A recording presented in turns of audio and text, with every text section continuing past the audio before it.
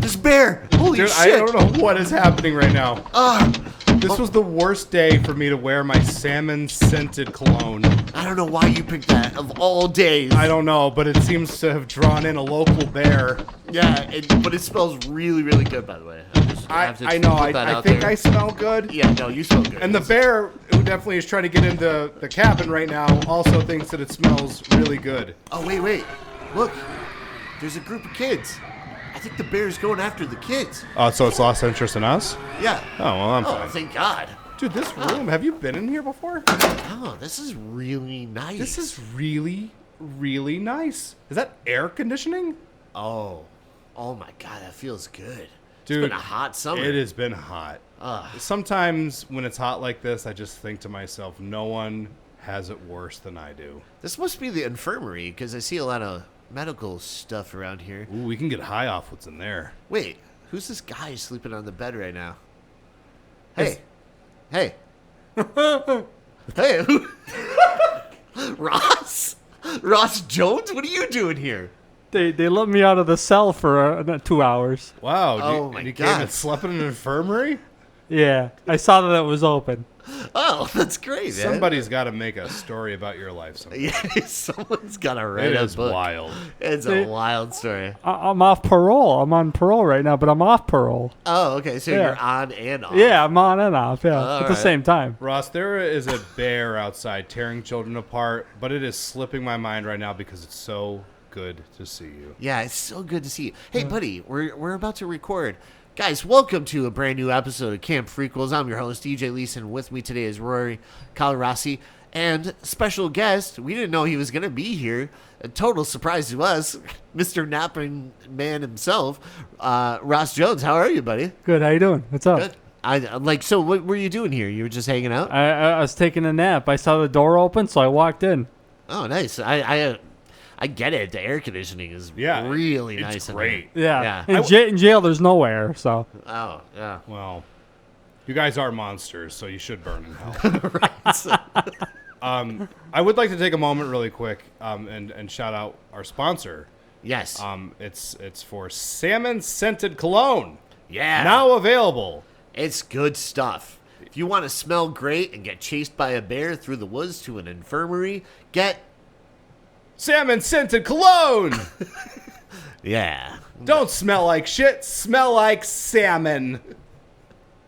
It's man, we're gonna make so much money off of this. Yeah. Yeah. I mean, like, I put that on, and that bear came rushing out of the brush.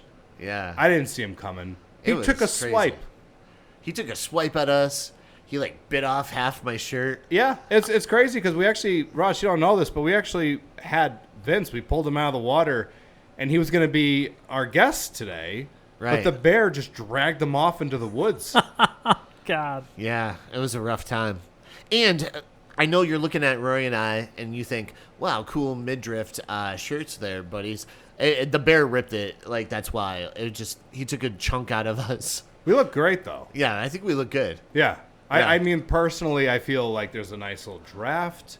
Yeah. Right? Just brushing across the tummy. Yeah, it feels good. The air conditioner in here is really It just is. helping out. Yeah, it's a This is high nice. quality air conditioner in here. Oh, man. I love it. Yeah, I just feel bad for people who don't have air conditioning, you know? I know. I work with somebody that doesn't have air conditioning. Really? Yes. What's his name? Or her? Gabe. Gabe, like a guy. Oh, a guy named Gabe wouldn't have air conditioning. Yeah, that makes sense. He's like, I don't like air conditioning. I like to be hot and miserable. My name's Gabe. Is it a choice? His mom won't let him have air conditioning. No. How old is He's younger than me. he? Yeah. He's in college, What would you say? The early 20s? early 20s. Yeah. Well, I guess mom's telling him he can't run the air conditioning. That's rough. Yeah, I told him, how do you get through it? He's like, I just do it. I'm like, yeah, I guess because you have to, yeah. Huh? Yeah. Well, That's Well, how it works. my grandma used to not have air conditioning every weekend, and there was no air in her house. you know what, though? So- Like, your grandma probably, like, lived through some real hard times. Yeah, You ever think about that? yeah, Like, our grandparents lived Yeah. through some shit. yeah, Yeah. Fought in some wars. yeah. Like, they're like, I can't experience joy. Well, Keep the air conditioning off. Everything that we get is flavorless. yeah. Well, even in the car, there was no air. It's terrible. Yeah, I bet. They had the windows all the way up Yeah. during the scorching heat of the summer. Yeah. Like, So- you think this is hard? Yeah, you think this is tough? I fought a war. I thought Several. I thought a WW2. I thought I aged out WW2. of being able to be drafted into the military, and they said nope. Before WWE and WWF, there was WW2. I was in World War and the sequel, Yeah, the sequel. to World War the Part greatest 2. World War. Yeah. That's with crazy. that guy. In the sequel, Oh yeah, he was not. not not a cool. likable guy. No, not You know? really. He cool. ruined that stash for everybody. Yeah, yeah, he You know what I really mean? did. You think like Charlie Chaplin went, "Fuck, man." I'm not shaving this. Yeah, like, damn it. This is my thing. Holy shit. There would be a lot more people in this world right now rocking that thing if you were just like, man, if I do this, I'm an asshole. Right. Yeah. 100%. Yeah, like you just can't. Imagine being a person that just ruined one thing for everybody. I guess that's my goal in life. Yeah. Like I'd like to find a way to take things from people like that. You know what I Yeah. mean? Like if like someone was like, "Oh, you're wearing Converse." You know that yeah. monster Rory Colorasi did? And they're like, "Oh, I'm taking those off." I will never wear Converse again. He left a bunch of campers to die as a bear tore them apart, and he sat in an air-conditioned room. Well, you know, it's their fault for being outside. Yeah, you're part of the legend too. Oh, yeah. Oh, cool. We ruined sneakers That for is- people. Hey, Yeah. if you wear Converse sneakers, you're a hateful monster Yeah. because that's we right. ruined it. So, Yep. so that means Tremonti is a hateful monster? Yeah, man. He Yeah, wears is. Converse. Yeah. Oh, boy. Well, That's a rough time. he's gotta go to bed at night. How he gets to sleep, Yeah. that's on him. So, Ross, you're on and off parole. Yeah. You ran away. Well, they let me out of the cell for 2 hours. Oh, okay. Because And I then- told them I was recording, so they had to meet my requirements here. Oh, okay. What jail is that? They're just like, yeah, you can go for 2 hours. Just They- promise to come back. They know I'll come back. This is for a special request. So let me get this straight. You get out of jail for 2 hours. Yeah. You can go anywhere you want. Yeah. And you're like, you know what? I'm going to take a Well, nap. well, I'm gonna go sleep in an the, infirmary that's the size of a prison cell. the guards come back and pick me up when I'm done. So Yeah. I figured maybe I could be a special guest on the show tonight. I didn't know if anybody was coming, but I thought maybe there would be an opening. So Well, there is Perfect. because young Vince is probably being eaten right now. Yeah. More than likely screaming. Yeah. And that's good. well, That's good. really Well, good. I picked the right night. Yeah. Yeah. I'm glad you're here. I'm glad you came back. Yeah. Because the last time you were here, we covered what? Bloody Murder? No, I think it was Hard Eyes. Hard Oh, Eyes. Hard Eyes. Yeah, that was a Hard good Eyes. movie. That was a good one. Yeah. That was like right up your alley. Yeah, that's why I like this one because it's similar. Yeah. I feel like this one was very in the Ross Jones realm of Spectrum, things. yeah. So, Yeah. like, you saw Hard Eyes. Yeah. If they made a movie about your life, would it be called Hard Time? It might be. Yeah, that'd be a good. That'd be a good title. Hard Time, the Ross Jones story. Yeah. Hard Time with Air Horn, the Ross Jones story. There we go. I want to see that movie or read that book. I would read it. Yeah. Hell yeah. That and like your life is insane. You got attacked by a bear once before, right? Yeah, I got away. Oh, nice. Yeah. I heard that bear started looking for you. He's Yeah. tracking you. Yeah. He has me on. That might be the bear outside. So this Oh. is really your fault. This was your fault. All that blood on your hands, man. Ah, man. You're like Lady Macbeth over here. Those kids had popsicles. They shouldn't have popsicles, and maybe he wouldn't go after them. Well, that's true. That's true. But And I didn't give them those popsicles. Were you the one outside basting those kids? why are those kids all covered in honey? I don't Well, know. honey and blood now. Do But. you remember, like, we got here the first day, and I'm like, why is there a sack of bouillon cubes? Yeah, that was. It's like, so I feel like someone's making, like, a broth or something. Yeah, I don't know what's going on. I can't cook, so it wasn't me. All right. Well, let's get into movies we watched recently. Ross, what are some movies you watched? Movie wise, the one we're doing tonight. Show wise, I'm watching this show called I Will Find You on Netflix. It's a limited series to 8 episodes. It's really good. Yeah. And then other than that, like documentaries and YouTube videos Oh my of gosh. YouTube channels. Yeah. Like what? Like Brendan Snyder, he collects CDs like I do, and he puts out videos every day about his collection. Oh, cool. Yeah. And what are some like new CDs you picked up that you recommend? My Chemical Romance, Danger Days, 25th anniversary edition, with 9 bonus tracks on it. Did you say boner tracks? No, bonus tracks. Oh. I was like, man, Sweet. this guy's crazy. Boner tracks, count me in. Yeah. Yeah. No, a lot of different stuff. Good variety. Good variety. Awesome. Anything else? I'm getting into Tom Petty and the Heartbreakers. Oh, really? For the Yeah. first time? I have some of his stuff, but I'm getting to more of his solo albums and then the Heartbreaker albums. Oh, cool. Cool. So. Do you have a favorite? Damn the Torpedoes and the one with Free Fallin' on it. Whatever it's called. And that has like Last Dance with Mary Jane. No, on it that's and not on stuff. there. That's not on there? Nah, that's not on there. Oh. You should slap him in the face for saying that. Oh my God. I'm so sorry. No, I wanted that one to be on there, but it's not on there. I always thought they came out like the same time. I would don't say know. so too. Yeah. No, I looked on the back of it. It's not on there. I don't know. Oh. Maybe okay. it is, and I just didn't see it. I don't know. Maybe it's Yeah. a boner track. Maybe Yeah, it is might a boner be. track. might be. How about you, Rory? What are some new movies you watched recently? I've seen a few. Hell yeah. I'm going to touch on each of them with you. Did you ever see the movie High Art with Ali Sheedy? I don't think so. It's a Criterion you can buy currently. Hey, Criterion, send things to me. That was a little jingle. I like that. Yeah. No, it's great. It's Yeah. a little love story. High art. Yeah. Yeah, I don't think I ever heard It's a of love that. story set in the art world. Really? Yeah. That's- Yeah. It's like late 90s, so it's got that great indie late 90s feel that I love. Because the 90s had a lot of really Yeah. great indie flicks. Dude, so many. Yeah. So many cool There's like movies. a vibe to those movies. The Yeah. 90s was great for music, too, so Yeah. all that. I agree.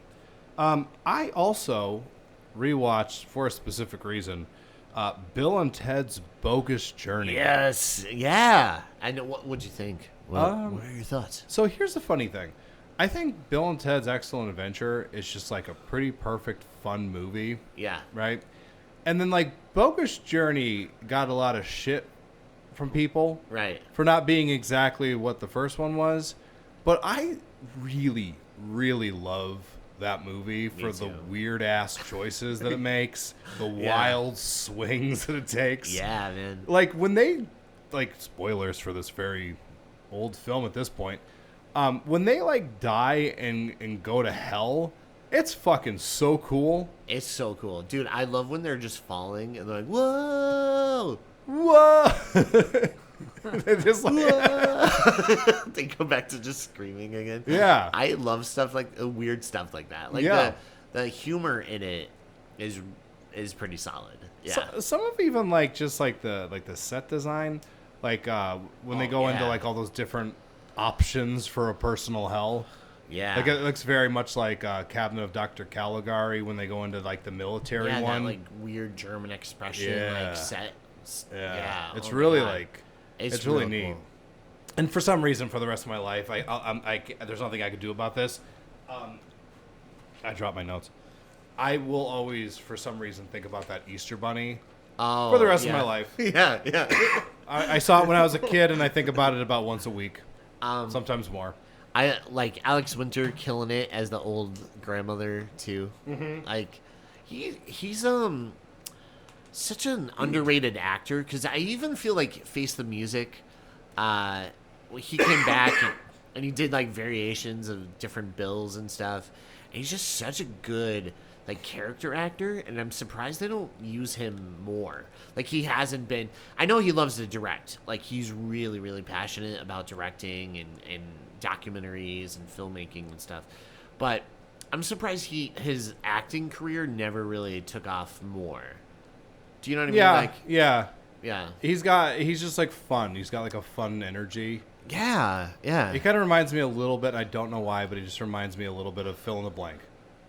Who? I don't know, Adam Farley. Dude, 100%. Yeah. I said that while we were watching Bogus Yes, Journey. Yeah. If anybody would like to hear Adam Farley's new track, It's so It's good. now available wherever you listen to your music. Yeah. Sometimes we save that for the end of the show. Or put it up front. Because we like that song. Dude. It's called Alone Again. Alone Again. And I woke up the other day and I was like, what song's in my head? It's so catchy. And I'm like, oh, it's Adam's song. It's so true. Dude, one thing... Not to be getting confused with Adam's song by Blink-182. It's a different Adam's song. Yeah, it's Alone like... Again. Yeah, like, because Adam's song's very funny. Yeah. It's a very funny song. Yeah. Did you ever hear that song, EJ? No. Oh, it's really funny. You should look It's it up. good? Yeah. Yeah. Like, I listen to it and I just cannot stop laughing. Yeah. I never heard it. Yeah. Well, someday you will, and you'll message me and be what like, the hell? what the fuck? Yeah. He reminds you of Adam. I don't know why. No, it's really funny. I don't know if I ever told you this story, but me and Adam, we have Bill and Ted toys, right? So I have the Ted and he has the Bill. Makes sense. Yeah, and because we always felt like we were like a little bit of Bill and You Ted. totally are, though. Yeah. You guys have that same kind of energy. Yeah. Yeah. You know, so. I'm more like a William Sadler as like dude. Death. First off, let's talk about William Sadler. Well, that's what I wanted to go into. I thought you and I, because normally like we both go through our things and we watch and stuff, but we're gonna collab. Yeah, I feel like you know, I do want to touch on. I love the in Bogus Journey, the little homage to the seventh. Yep. Yeah, and I feel like William Sadler playing all the different games, and then they up the games. It's not just chess, but like they You'll play sunk my battleship, and then Twister. You know what I mean? But the makeup in that movie is really good too. Yeah. Because when they go into the afterworld, they're wearing like grayed out makeup and clothing, like their wardrobe, so that way it looks like they're actually even more dead, like in that limbo stage. Yeah, where they're like. I noticed that out. too. It's like So cool. Yeah, it's very like old school too, like 40s makeup or something. Yeah, it looks so good. But yeah, that whole death scene and then death just being like dragged a sore along. loser. Oh. Yeah, and such a sore loser about it. It's so funny to me. This has nothing to do with the fact that we're going to talk about this guy in a minute, but death is like my favorite part of that movie. Me too. He's so funny. Like later on, like when they're in heaven and he's wearing the little outfit. Yeah. Like oh, yeah, dress. the little Bo Peep. Yeah. He just looks kind of bashful. Yeah. I don't know. That is a funny character. No, but that movie, like I'll say, you know, last little thing about it, it's definitely a film that I think a lot of people maybe look down on and maybe tad bit afraid to say that they love it in public. Yeah. But I really enjoy that movie. I don't think it's as like sound as the first one, but it's got like things in it that I like more than the first one. And it's mostly the hell stuff because I just think it's really interesting. Dude, why did they take that path? Yeah. I love that. I think it's great. Instead of Bogus Journey, it was supposed to be Goes to Hell. Like was the original title. And Jason took it. And... Yeah. You know, it's this funny thing though. Like I maybe this is a good comparison. It's sort of like with the Indiana Jones movies. It's like I understand that Raiders is the better movie. Right, but Temple of Doom is probably my favorite because it has all my favorite moments in it. Yeah, same. There's always stuff like that. Yeah. Right? Like everybody sees like same thing with music. Like people think the first album is their best, but then the second album is just as good and might not be better, but it's just as good. But nobody will say it's just as good. Well, it's more just a matter of like Temple of Doom went weird. Yeah. It went real dark. And they kind of did that with Bogus Journey, and it's like, while I understand that both Bogus Journey and Temple of Doom are not, like, technically better than the movies that came before them, but there are things about them that I like more. Yeah. And that I think about more when I think about the franchise. Yeah. One of the most solid jokes in Bogus Journey, for me, and it makes me laugh every single time, it's like, well, the girls got more practice than us because they're from medieval times. Ted, Ohio. Hey, Hey, that movie's not out of the realm of something that we could cover on the show. No. So- Yeah, we definitely need to cover it. Yeah, one You, day, you yeah. should bring Adam Farley I on was to do gonna that one. 100%. Maybe he'll perform alone again. Yeah. So I watched this movie in preparation Yeah. for something that was kind of an awesome experience. EJ and I, we went to a screening of a little independent movie that went a long way for us called A Stage of Twilight. And it stars Death from Bogus Journey, Mr. William Sadler. There is proof in one of these episodes. I don't remember when the fuck we said it, but you and I have a conversation about how we wanted to meet William Sadler. He was like the top of our list. And he showed up at our theater, and we got to meet him. Wow. And he was so nice. He took pictures. He signed shit. And then we got to... It was weird. Like, the writer and the director And was the producer. there. And the producer, they were like, hey, we're going to Trax, which is like this local bar in our area. And they're like, hey, if you guys all want to come. And so we're like, fuck it, we're going to go. Yeah. But the movie it really is like, you know, not made for a lot of money, but it's that whole thing that we talk about sometimes where it's like you don't have the biggest budget, but you have what matters, which is like a solid story and these really, really emotionally raw performances. Mm-hmm. Because like I'm watching it and it's hard because you turn around and you see William Sadler a row behind you watching it. So you're like, that's distracting. But I'm watching the movie, and like I'm happy to hear that you had the same thing happen to you. Where about 3 or 4 times I started to like, oh god, I'm ugly crying. Everyone's gonna see me. Yeah, because it's really like powerful stuff. Yeah, that was crazy. That's how I feel about the Clerks movie. Well, the first 2 Clerks movies. Yeah, not the third one. You know, I like it for what it is, but the first 2 Clerks movies, Kevin Smith. Yeah, that's how I feel about those movies, especially the first one. It's low budget, but it says a lot. There's a lot there. Yeah. That's how I feel about those. Yeah, like sometimes you don't need to have like the world's biggest budget to just tell like a good story, you know what I mean? Right. Because I don't think like I sometimes think that like having like a $250 million budget might actually work against you telling a good story. Yeah. But this movie shot for very little money and went a very, very long way.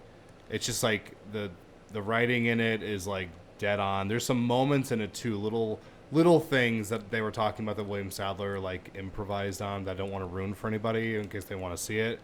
But you're just like the choices made in that are just so human. Yeah. And it's a beautiful movie, and it's a shame like I don't know how many people are gonna have the ability to see it unless they drop it onto some kind of a streaming service. Tubi might save the day. Yeah, hopefully. And you enjoyed it?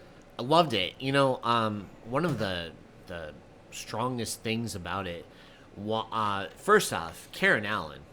Wow. Yeah, she rocks. She was incredible. I think for her and William Sadler, it's like one of the best career performances that I've ever seen.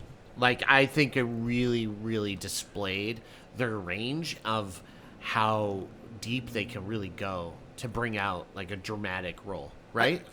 So it's so hard for the two of them because they both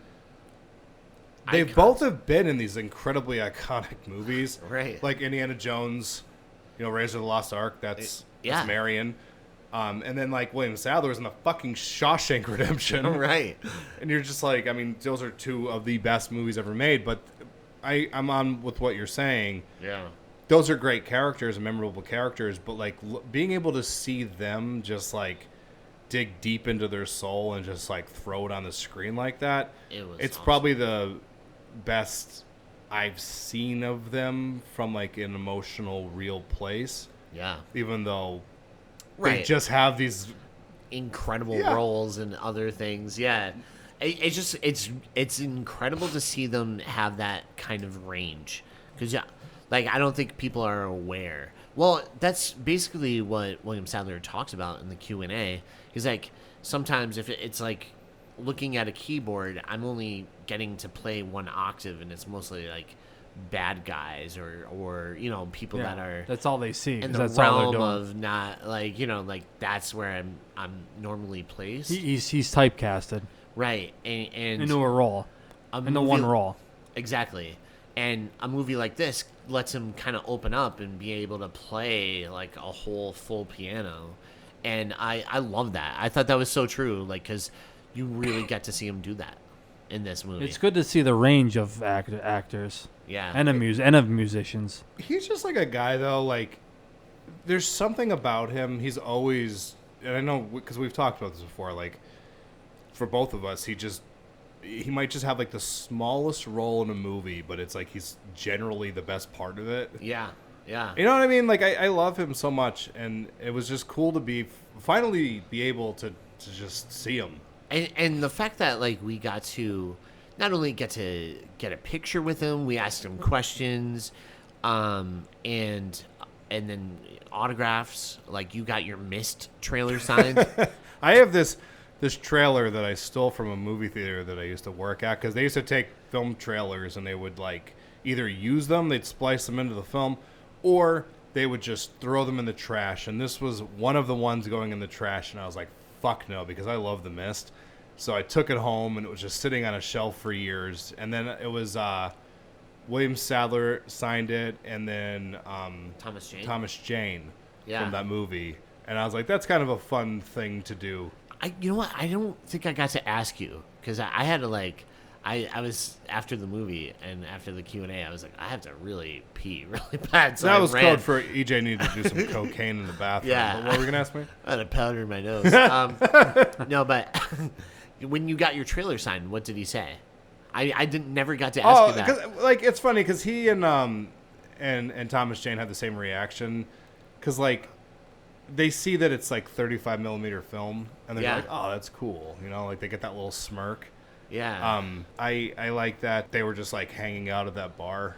Oh, yeah. So afterwards, we go to this bar, and it was really awesome. Like, him, the director, and the producer were there, and we got to talk to the producer a lot, which was very, like, awesome to have a discussion with him, right? Like, I feel like I just remember you were talking to him for a while, just one-on-one, you two. I was just trying to get money off him. I was like, know. Hey, do you got any? I'm like, really, I need it. And you came back, and you're like, that went well. Dude, you told me to fuck off. So get away from me. No, but I feel like you came back, and you're like, I feel like that answered a lot of questions that I like, like that you were like thinking about. Yeah, because it's like, it's the weirdest thing in the world to me.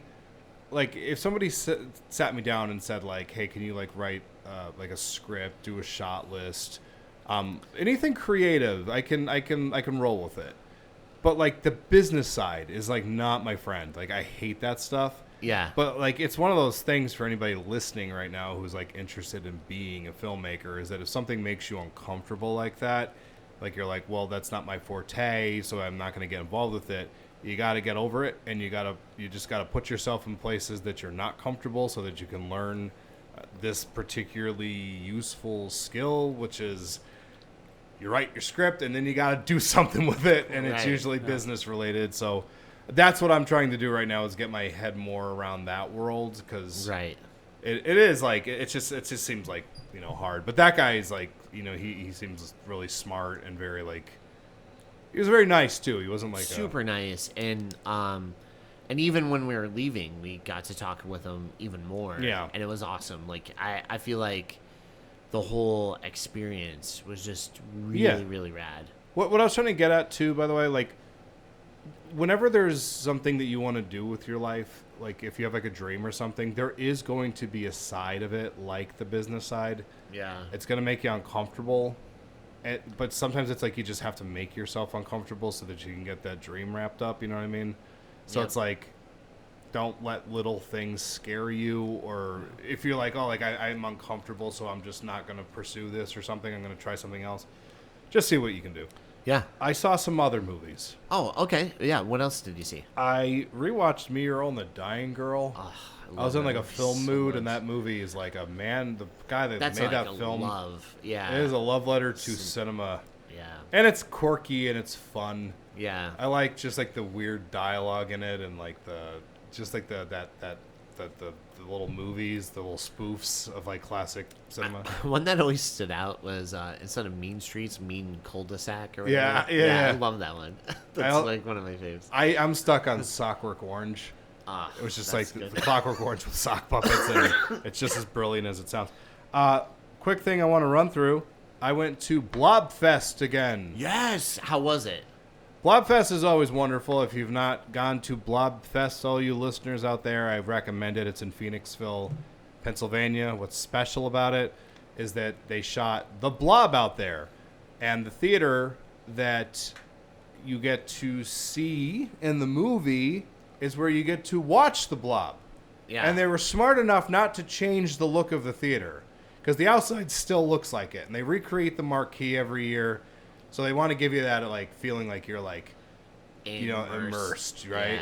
Yeah. And this is my 4th year doing it, and you get to do like the little run out of the theater if you want afterwards.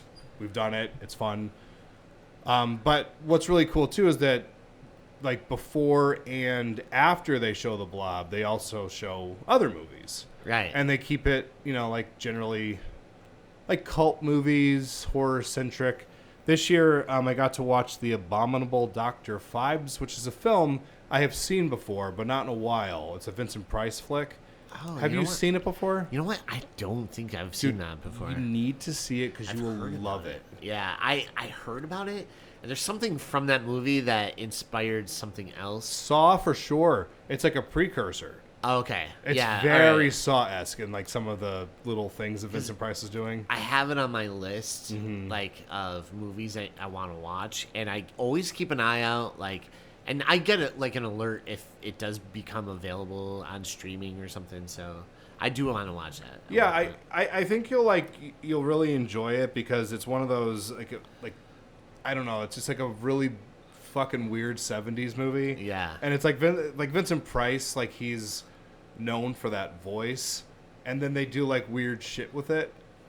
Yeah, it's like it's not what you would expect them to do with a character or like with an actor like that. Yeah. But I love that movie. Like I remember seeing it like 20 years ago or something. Yeah. And I also watched like the sequel.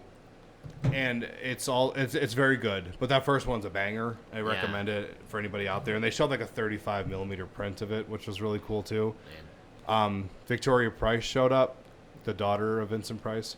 She did like the Blobfest. Yep, she did like she did like a little thing at the beginning where she was talking about it. She's talking about how Vincent Price saved a bunch of goldfish once from getting flushed. So they basically started saving goldfish, and I'm like he was. I love him. How can one man be more lovable? But more importantly, she brought her dog, and the dog had a little sweater. So like when she was talking on stage and it was quiet, the dog would just like lay there. But then when everybody would clap, the dog would stand up and start barking at them. And I was like, that dog's fucking so cool. That's so cute. They also showed The Blob, of course. Of course. I love that movie more than I should. I just do. I am a Blob fiend. Dude, I love both Blobs. Me too. Like, I feel like, as far as remakes go, that the Blob remake from 88. the 80s, one of the best remakes ever. I think so too. Yeah. Oh, and the first couple of years I went, they showed it. Like, they would show it, like, later on the night. But they haven't shown it in the last couple of years. But, like, I think the remake is awesome. But the one from 58, I just think is, like... incredible. Yeah, I don't know what it is, but, like, I could watch that movie whenever. And even if you think about the effects, right, of that movie, right? And it was made in the 50s. And it still looks rad. Cool. It's like it's like it looks like a little off in all the right ways. Right. You know what I mean? Like you're watching it and it's just exactly what it should be. I don't know how to make that make any more sense, but what's also cool is that we Beck and I have this thing that we'll do on our way to Blobfest, which we'll stop and eat at the diner that they filmed in at the end of the movie. Yeah. So like the diner still operates, so we'll go there for like breakfast. I love that. Yeah. That's so cool. It's really cool. Yeah. But at the end of the night, my friend, they showed on 35 millimeter Killer Clowns from Outer Space. Yeah. And what's wonderful about that movie is that it is The Blob, but with clowns. With killer clowns. It's the same movie. Same movie. But they're both fucking the best thing ever. Dude, it's so crazy because I didn't know this until, a couple years ago. I went to Creature Feature and the Kyoto brothers were there and we're watching the movie with them and they're giving like live commentary over the movie, and they're like, yeah, basically we just took the plot of The Blob and put killer clowns in it. You know what I mean? Yeah. And right down to the main cop's name being Dave. Dave. Also, they just use like the same kind of premise and then put it into another but they just movie. Put clowns in there. Yeah, and it works. So and it works so well. And they knew it would work, so they did it that way. Yeah, right. Yeah. They have like this old guy who comes along, the first victim, really. Yeah. And it's just like Pooh Bear. And it's so crazy how it always plays out exactly like The Blob. Yeah. It just a little, a couple differences. But Isn't it weird that Spider-Man 3 is also a take on The Blob? oh yeah, Isn't that weird? It's so- it's so very cool. much the same premise. Spider-Man 3 is so underrated, I think. Yeah, man. Yeah, Welcome to man. the show. Hell We yeah, like that movie here. I love that movie, and so do you. yeah. My favorite from Tobey Maguire is obviously the first two, but the third one is good Yeah. in its own right. No, Yeah. I think Yeah. it's that movie someday will be dissected, and people will appreciate it more than they do. But yeah, Killer Clowns rocks. I love this year because like the people that I got to watch these movies with were all very like respectful. Last year, I think people thought they were watching something like The Room when we were watching The Blob because they got way too interactive with it. Yeah. Like, and Becca and I think I talked about this in a previous episode, but we were sitting next to this man, and he was so drunk. He was rip-roaring drunk. And I don't feel like he understood what was happening. Like, he maybe just wandered into this theater. He's like, I need to sit down somewhere. And then he just saw everybody, like, screaming and stuff, and he's, like, looking around. He's like, oh, is that what we're doing? So, like, everyone else is, like, going along with the movie, like, oh, it's The Blob. And he's just like, oh, like literally, like he's terrified. His face is turning purple, and he's just Was it screaming. Ross? Because No. that sounds like a Ross thing. I don't drink, so it wasn't me. Oh. Yeah, it wasn't not this time. No, Ross would cower at this man. It was very much like the kind of person you gotta keep one eye on because you're like, he's totally gonna pull a gun out. Was this guy what did you call that one guy? An you said- asshole? No, yeah, but the one character you made up that was in jail with me. I can't think of his name. What was his name? What was his name? Hogeye or something? No, yeah, but there was somebody else I too. don't know. I Oh, say Stabby Joe. That sounds like Stabby something. Joe. Was that Stabby Joe? That totally sounds like something I would say to somebody. Stabby Joe is like a Rory Colorossi classic. Why would they call him that? Why would they call him Stabby Joe? He's got one skill set. He knows how to stab, but he got stabbed too many times. I used to be Stanley Joe. Yeah. And then I got Stabby, and now I'm Stabby Joe. Yeah, I stabbed people too many times. Blobfest rocks, and weird enough, I had an encounter, which is kind of cool. I'm walking down the street. Beck and I had just eaten dinner, and I'm walking back to the theater, and I see the Angry Video Game Nerd. Do you remember him? Yeah, on YouTube. Yeah. Yeah, that I'm guy was walking there? there. Yeah, James Rolfe is just walking by, and I'm just kind of like, I just see him. I'm like, are you James Rolfe? And he's like, yeah. And I'm like, can I get a picture with you? Because here's a fun fact. Like, I haven't watched any of that stuff in a very long time. Yeah. And I wasn't as, like, won over by, like, the video game reviews. Yeah. I understood, like, there's, like, a funny element to it. Yeah. But, like, James Rolfe as, like, a film fan, like, Yeah. he knows his shit. Yeah. And he's very passionate about it. And he was kind of like a pioneer of, like, the whole YouTube thing. Yeah, didn't he start like the whole YouTube He was channel? one of the thing? early ones, Yeah. but he did it with like with a certain kind of style and like just Yeah. creativity. Yeah. But like I used to like love listening to his stuff about movies because he's just so knowledgeable and like he's just kind of walking by and he's got like a Universal Monster shirt on and I'm like, that's James Rolfe. If that's not James Rolfe, you know, I mean, like he's got a twin. Cool. Yeah, it was cool because he was Well, like really like nice, and then he did.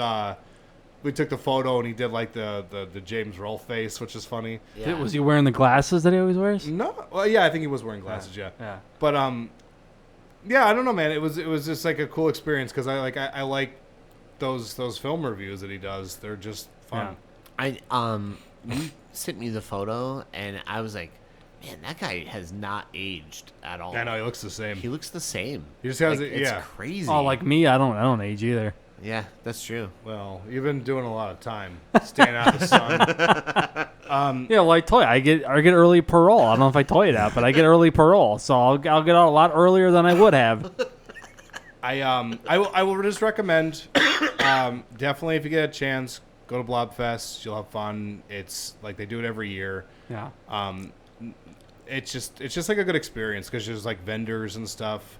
I bought this real badass creature from the Black Lagoon statue because I love the creature. Yeah. But yeah, check it out. And if you're a runner, they do a blob run, and that's lots of fun too.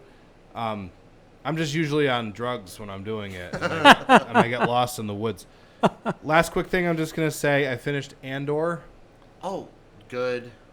So like, great. Okay, so I'm gonna say this. I have like my own head canon for Star Wars. Yeah. I'm like not like I don't know we've talked about this a lot on the show, but like there's those 6 movies and then everything else is sort of like it just feels like fan fiction. Yeah. Rogue One was 100% made better by Andor because I've talked about this with you before. Like I wasn't as won over with Rogue One as other people. Like I know it has like that moment at the end which rocks like with Vader and stuff. It's just cool to see.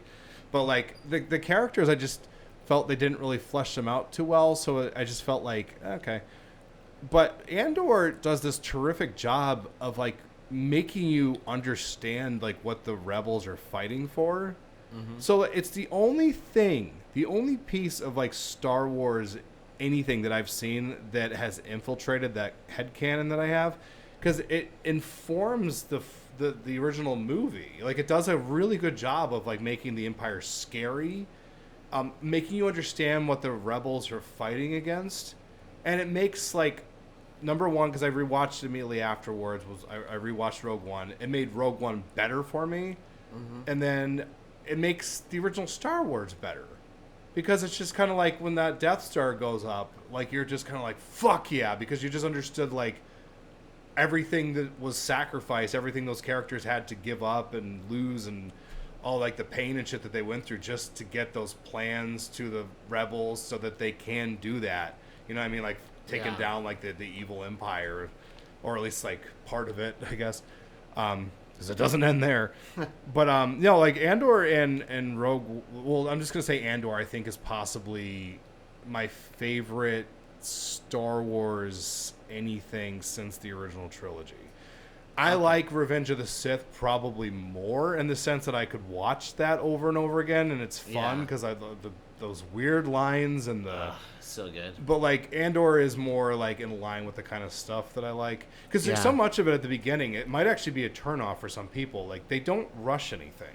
Like they take their time building the world. Some people might watch it and be like, this is kind of boring. But they set everything up. They make you know who everybody is, their actual characters, and then when the shit hits the fan, like when you get to like the 3rd episode, everything starts taking off, and it just gets like better and better and better and better.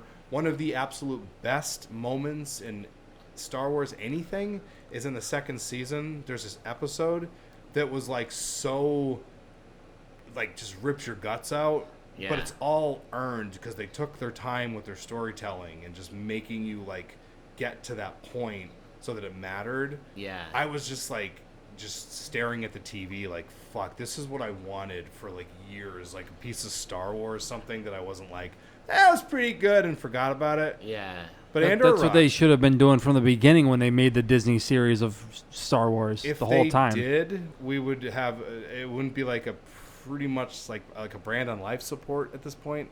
Yeah. And I've said this before, I'm not one of those people that wants to see Star Wars fail.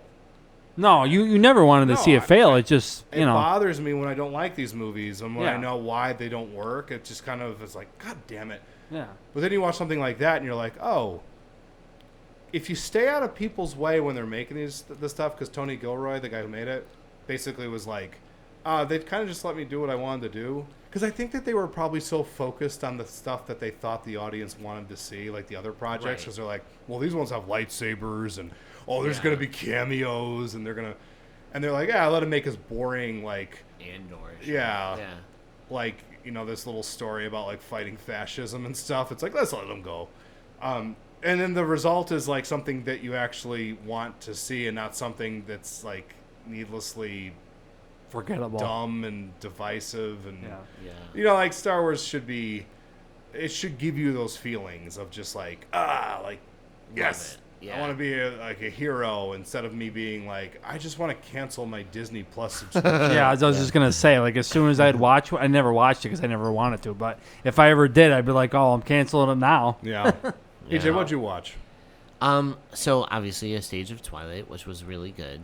I didn't see it. The William Sadler movie. Oh. It was really rad. And then I also saw Moana, like the new movie, live action Moana. And surprisingly, I'll put this out there, and as weird as it sounds, I liked it. I thought it was going to be terrible.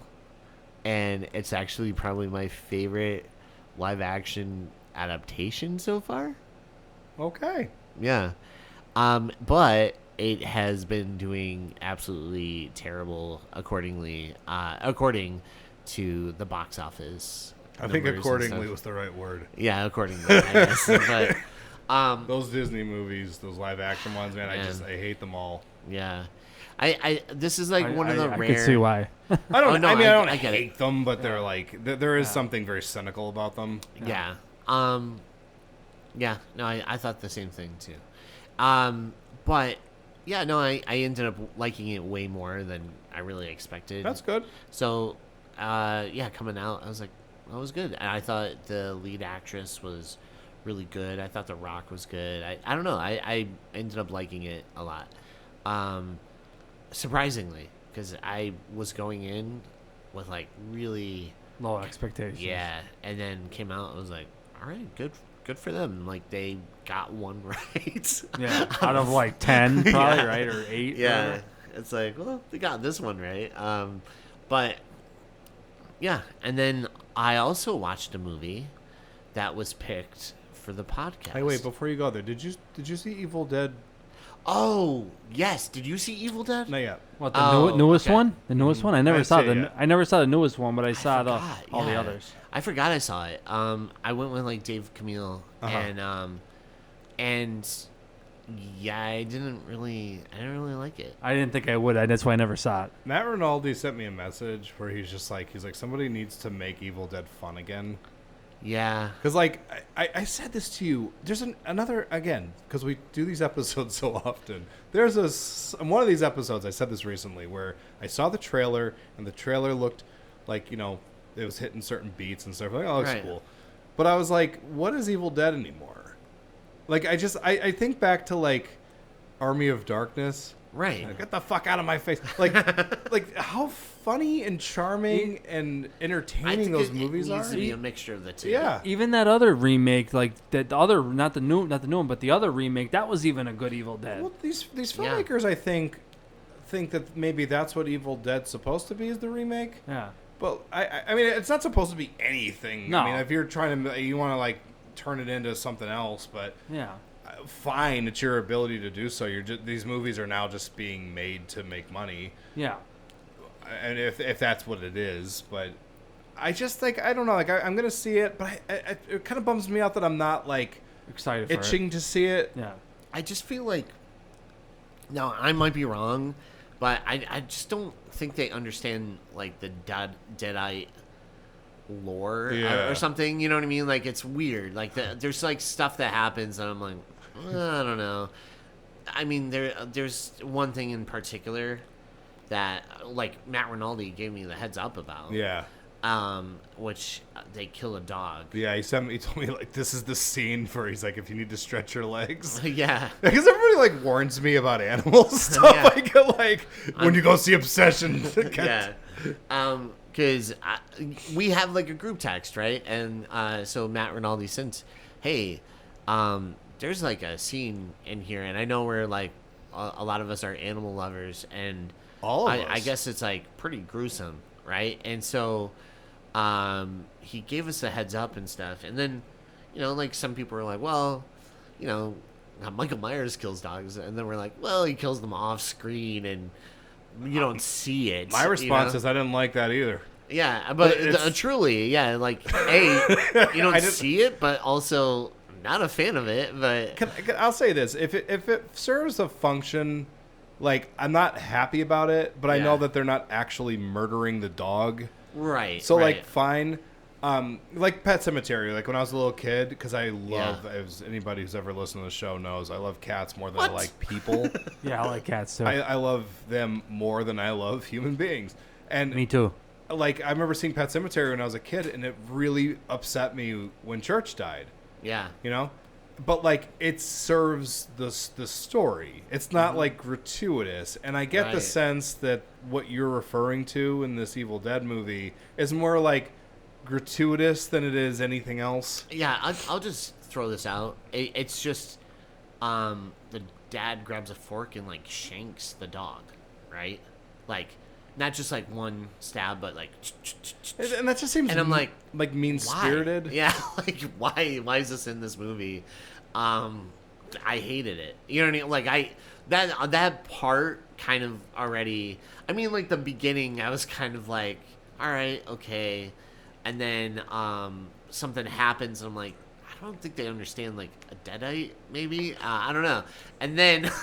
And then it gets to the dog, and I'm like, okay, I feel like a little lost here on this movie. Like, I just don't think it's going to be, like... It's not going to bounce back. I don't think it's going to bounce back. And then the fact that, like, the end villain, like, the main antagonist is, like, the CGI that's awesome. thing, and I'm like, I don't think I'm into this movie. Do you remember? And it spells it out for you, by the way. There's something that happens that I literally laughed and went, oh, my God. There's they're looking for the Kandarian dagger, right? And at one point, there's a bunch of, like, different daggers up in the attic. And guess which one it is? It's the one that says Kandar on it. Oh. It's very heavy-handed. Made in Kandar. Yeah, exactly.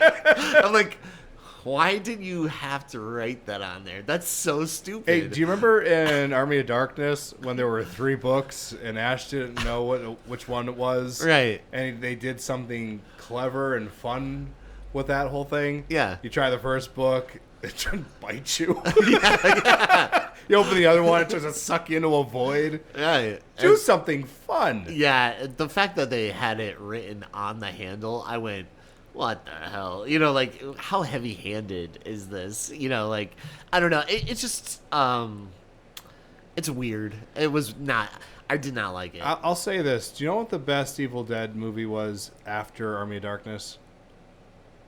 It's called Drag Me to Hell. Yeah. Drag Me to Hell is like a spiritual cousin or something. Yeah. Do you remember, like, when they're doing the seance and then the demon just starts dancing on the table? Yeah. That's so cool. That's Evil Dead. That's so... I think that's what is missing. There's, like, gotta be those moments of, like, a little charming, like, funny kind of things like that levity. happen, and you're like... You gotta have the comedy that's of Bruce pretty good. Campbell. That's what they're Just missing. in general, like you just have to have things happen in it that's like because Sam Raimi does not pull away from the horror. Yeah. But, like, sometimes he puts in this funny stuff, and he's just such a master at mixing the two. Yeah. Like, when it's just like it. Again, I haven't seen it. I will reserve judgment for the film officially. Right now, I'm just speculating that I won't like it. But, like, you know, it is a thing where, like, Raimi understood, you know, you got to entertain the audience and make it fun, make it scary. Just have the audience reacting, right? Yeah. This one seems bleak and mean-spirited. Yes. And that seems to be where the train ends, you know? There's, like, I pretty much, I think I came out and I did say this. It's like, I think if it was called something else, it probably would have been like it would have turned the dial to liking it maybe a little bit more, but not really. Like that like dog thing really took me out. But I like otherwise, if that wasn't in it, it could have probably moved the dial to like, oh, I might like this. But the fact that it's Evil Dead, it was just like, you know, like it's definitely my least favorite out of all. Like, it's just out of all the Evil Deads, it's I can't believe it's an Evil Dead. Do you know what I mean? Like that's how I feel. I love the fact that you liked Moana better than Evil Dead. I think it's so funny and perfect. But you said you saw something else. Yes. And then I watched a movie because we were originally going to do something else, but we could not find it, right? Like, it was actually kind of... First time it's ever happened. Yeah, which is insane. So we couldn't find it. And then you had the idea to do this movie, and I was like, oh, cool. Like, I actually remember really liking it. I only watched it once, and I believe I rented it from, like, I Redboxed it. Me too. Or something. Me too.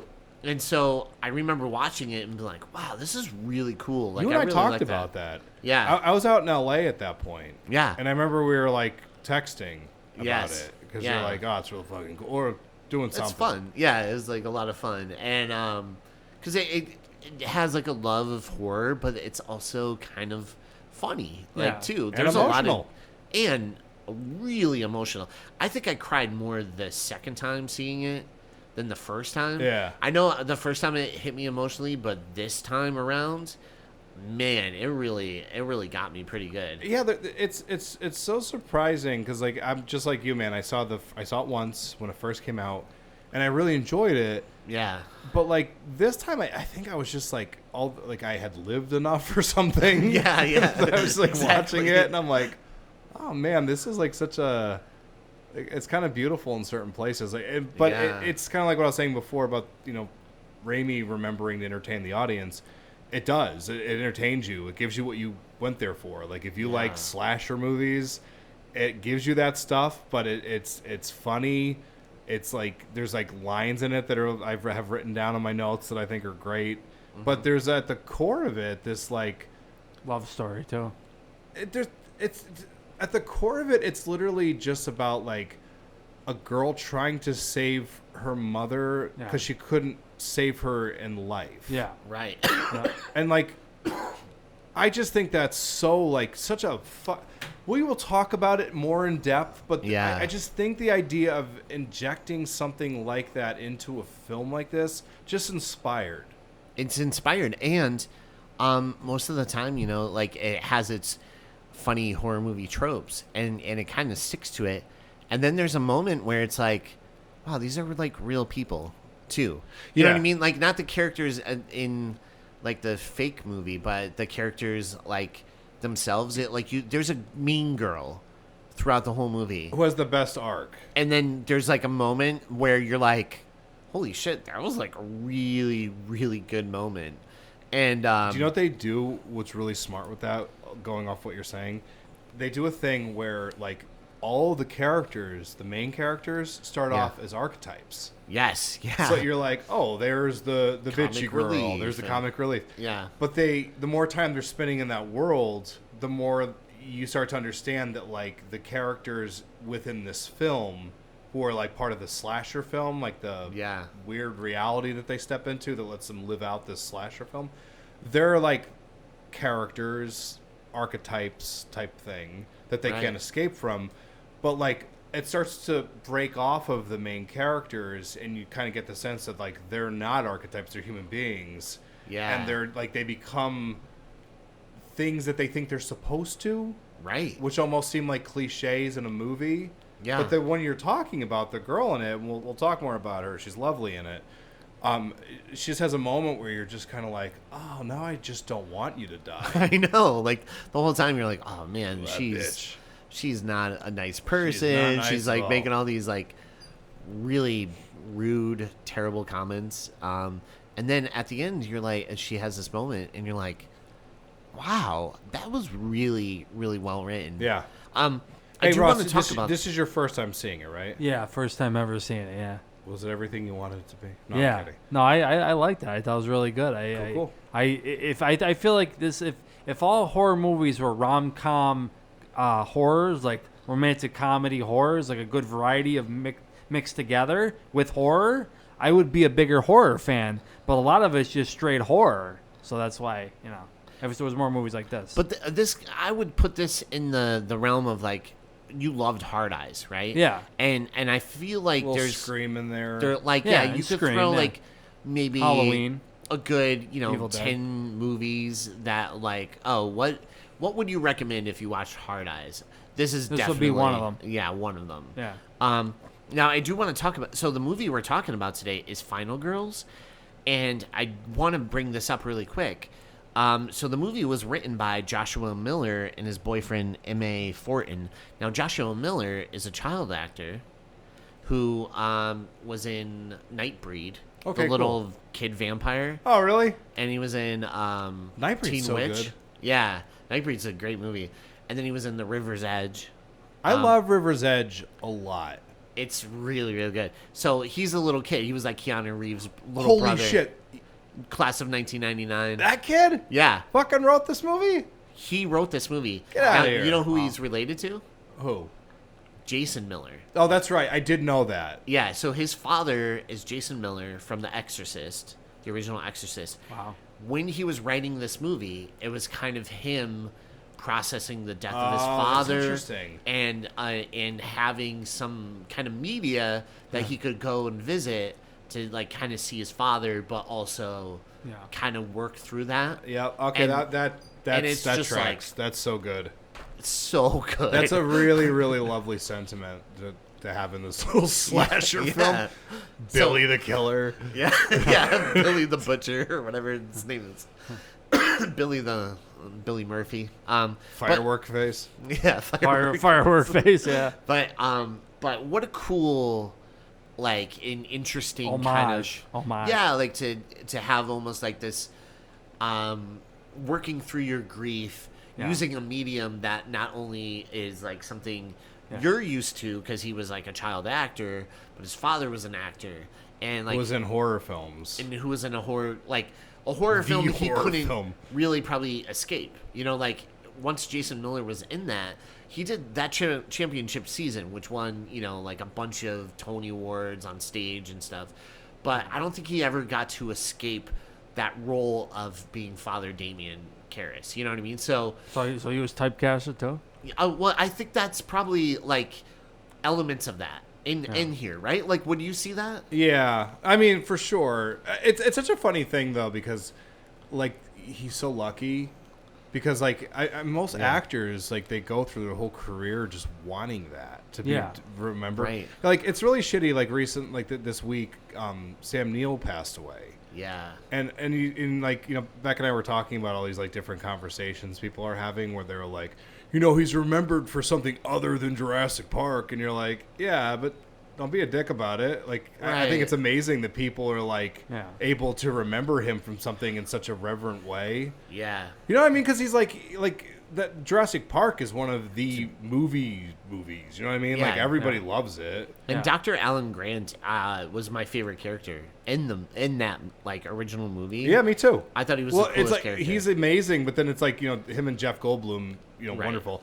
But like no, I remember seeing that for the first time, and like when I was like 9 at the time, and I'm like I want to be like Alan Grant because he was just cool. He was cool. But it's a thing like we were like saying like it's amazing that like that guy Sam Neill, because the other movie I think of him with is the Final Conflict, the Third Omen movie. Oh, me too. 'Cause he's so That's awesome. So crazy. I was gonna say that, and of course, Event Horizon was a huge one for me as a kid. And Adam, actually, when I saw Samuel passed, that. we kind of were like, "Oh man." He put a little post up. Yeah. But yeah, because we all love him, and like In the Mouth of Madness. Yeah, Sutter Kane. I watched and the movie I didn't bring up that I watched yesterday or Monday. I watched Dead Calm. Oh my God, Billy with Billy Zane Zane and Nicole Kidman. That's a good movie. Yeah, that's like a nice suspense thriller type thing. Yeah, Billy Zane is again on point in that movie. I'm on the Zane train, buddy. Yeah, I'm telling you. Yeah, man. it's here's a ticket. Zane as a Russ. villain is so good, but also growing up, I loved The Phantom. right? Oh yeah, for sure. And again, he was so charismatic in that movie. Yeah. And even though he, like, is maybe typecast as a villain most of the time, he's actually a really good leading man. Yeah, no, You know what I mean, Like, he's like, I mean, I'm not trying to be funny, but like, I think as far as Titanic goes, he's like my favorite part of it. Yeah. He's the best actor in that movie as far as I'm concerned. I love him in Demonite. But my original point was just that, like, sometimes like with Jason Miller being like, people being like, oh, like he got lost in the shadow of The Exorcist, and you're like, it's a good shadow to be in. Right, yeah. I mean, like, because again, it's one of the biggest movies ever, right? One of the best horror films, and not just horror films, but movies in general. Movies in general. And like, it's just cool to be remembered for anything, and for something and so to be remembered for that. I mean, come on. So like, yeah, I imagine it probably was something for Jason Miller. Probably didn't have perspective on it. Like, she's like, oh, fucking people asking me to sign their pea soup. Yeah, I'm like probably just like in Hollywood, especially at that time, it was probably difficult. And like the opening scene, I think is probably like a personal experience. Which is like, yeah, I have thoughts on that too, because I have had conversations with people at conventions who gave me like really good perspective on this stuff. Yeah, but like, I know exactly what you're saying, like for sure. Like, imagine like Jason Miller's probably like, fuck this Exorcist movie, but he's been gone for a long time. But every time you want to see him, you pop that movie in, and he's right there as if he never went anywhere. Yeah, Yeah. And that's what's so like beautiful about this movie is that like when they really get into that whole like that scene, and we'll talk about it more, but when they're in the theater and she's seeing her mother up on this, I'm getting chills just talking about it, when she sees her mother up on the screen, and it's just like the thought of that, like just like it's like she's gone, but she's just right there, like alive, and at like some like point in her life where she was just like like young and like just lighting up the silver screen, and everyone's cheering for her and everyone loves her, and it's just like you don't get to see her anymore unless you just pop the movie in your DVD player. I think there's something really special about that. Yeah, absolutely. But hey, just starting this movie off, fucking awesome intro with the right? Talk about it. So good. So yeah, the film starts with a fake trailer, which is one of my favorite things ever. I love in Tropic Thunder to really I like that. set up and understand your characters. You have like a couple of fake trailers to get to know, like, Ben Stiller's character, Jack Black's character, and then Robert Downey Jr. is like with Tobey Maguire. the Tobey Maguire one. And I love they play like the Enigma song over it and stuff. But it's such a great way to like establish the tone, like what this movie is gonna go for, right? And having that fake trailer, it establishes what Camp Bloodbath is, right? And you see like highlights of the different characters that we'll meet later on. Yeah. But in the killer and stuff. But it really does a great job of like setting up like what you're about to get into. Yeah, and it's like a playfully exaggerated version of like what a slasher movie is. Yeah, it really turns up like the tropes of like everything. The performances and stuff, they're like turned up a little bit. And it's just great. Like, it's not done in like a way that's like insulting. It's like, it's just kind of like you could tell the people that made this movie like the genre. Yeah. So it's not like you're watching it and you're like, oh, fuck you. But like, yeah. But I love like it's just exactly like you see like the trailer, and it's fun. This movie, like, again, very well written and very well made. What's that thing in the trailer when it's just like, it's like something like this summer you'll be singing Kumbaya, no, Kumbaya, no. Yeah, it's like Kumbaya. You'll be singing Kumbaya, no. So good. It's so good. So, and that's when we pull out of the trailer and we see that our main character, Max, played by, how do you say her first name? Teza? I always call her Tessa Farmiga. I always just say the girl who definitely doesn't have a famous sister. Right.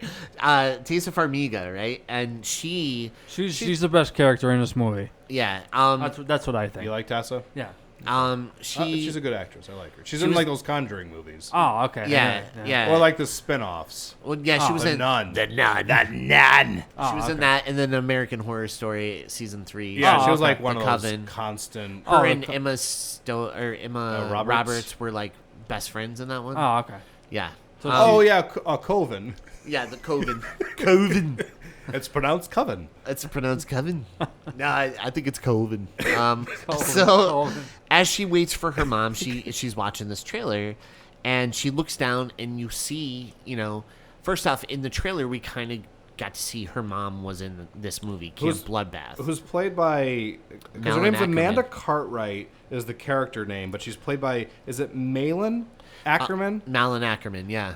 She is phenomenal in this movie because I'm watching it midway through the film, and I'm like, I love the fact that she plays Nancy, and Nancy is a very specific character, and then like Yeah. Amanda is a completely different character. Right, so human. Yeah, like very vulnerable and like.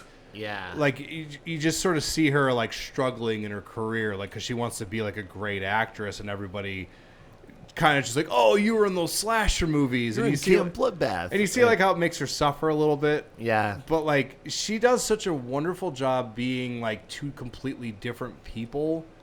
That's the same actress. Yeah. It's awesome. It's amazing. She is one of those actresses that does a lot of comedies, but man, like in this movie, kind of has that William Sadler effect where you could see like how deep in that range, and you're like, wow, like why isn't she doing more dramas? You'll see her in this movie, and I'm gonna tell you, bring a hanky. She gonna is get ya. incredible. I like. It's funny because I'll keep thinking about a certain scene, and I keep know. I'm almost with getting. you. I know what you're teary-eyed. talking about. Yeah. I know exactly where you are right now in your mind. Yeah. And I'm having the same problem where I'm like, I don't want to think about it. I gotta like get Yeah. there later. Yeah.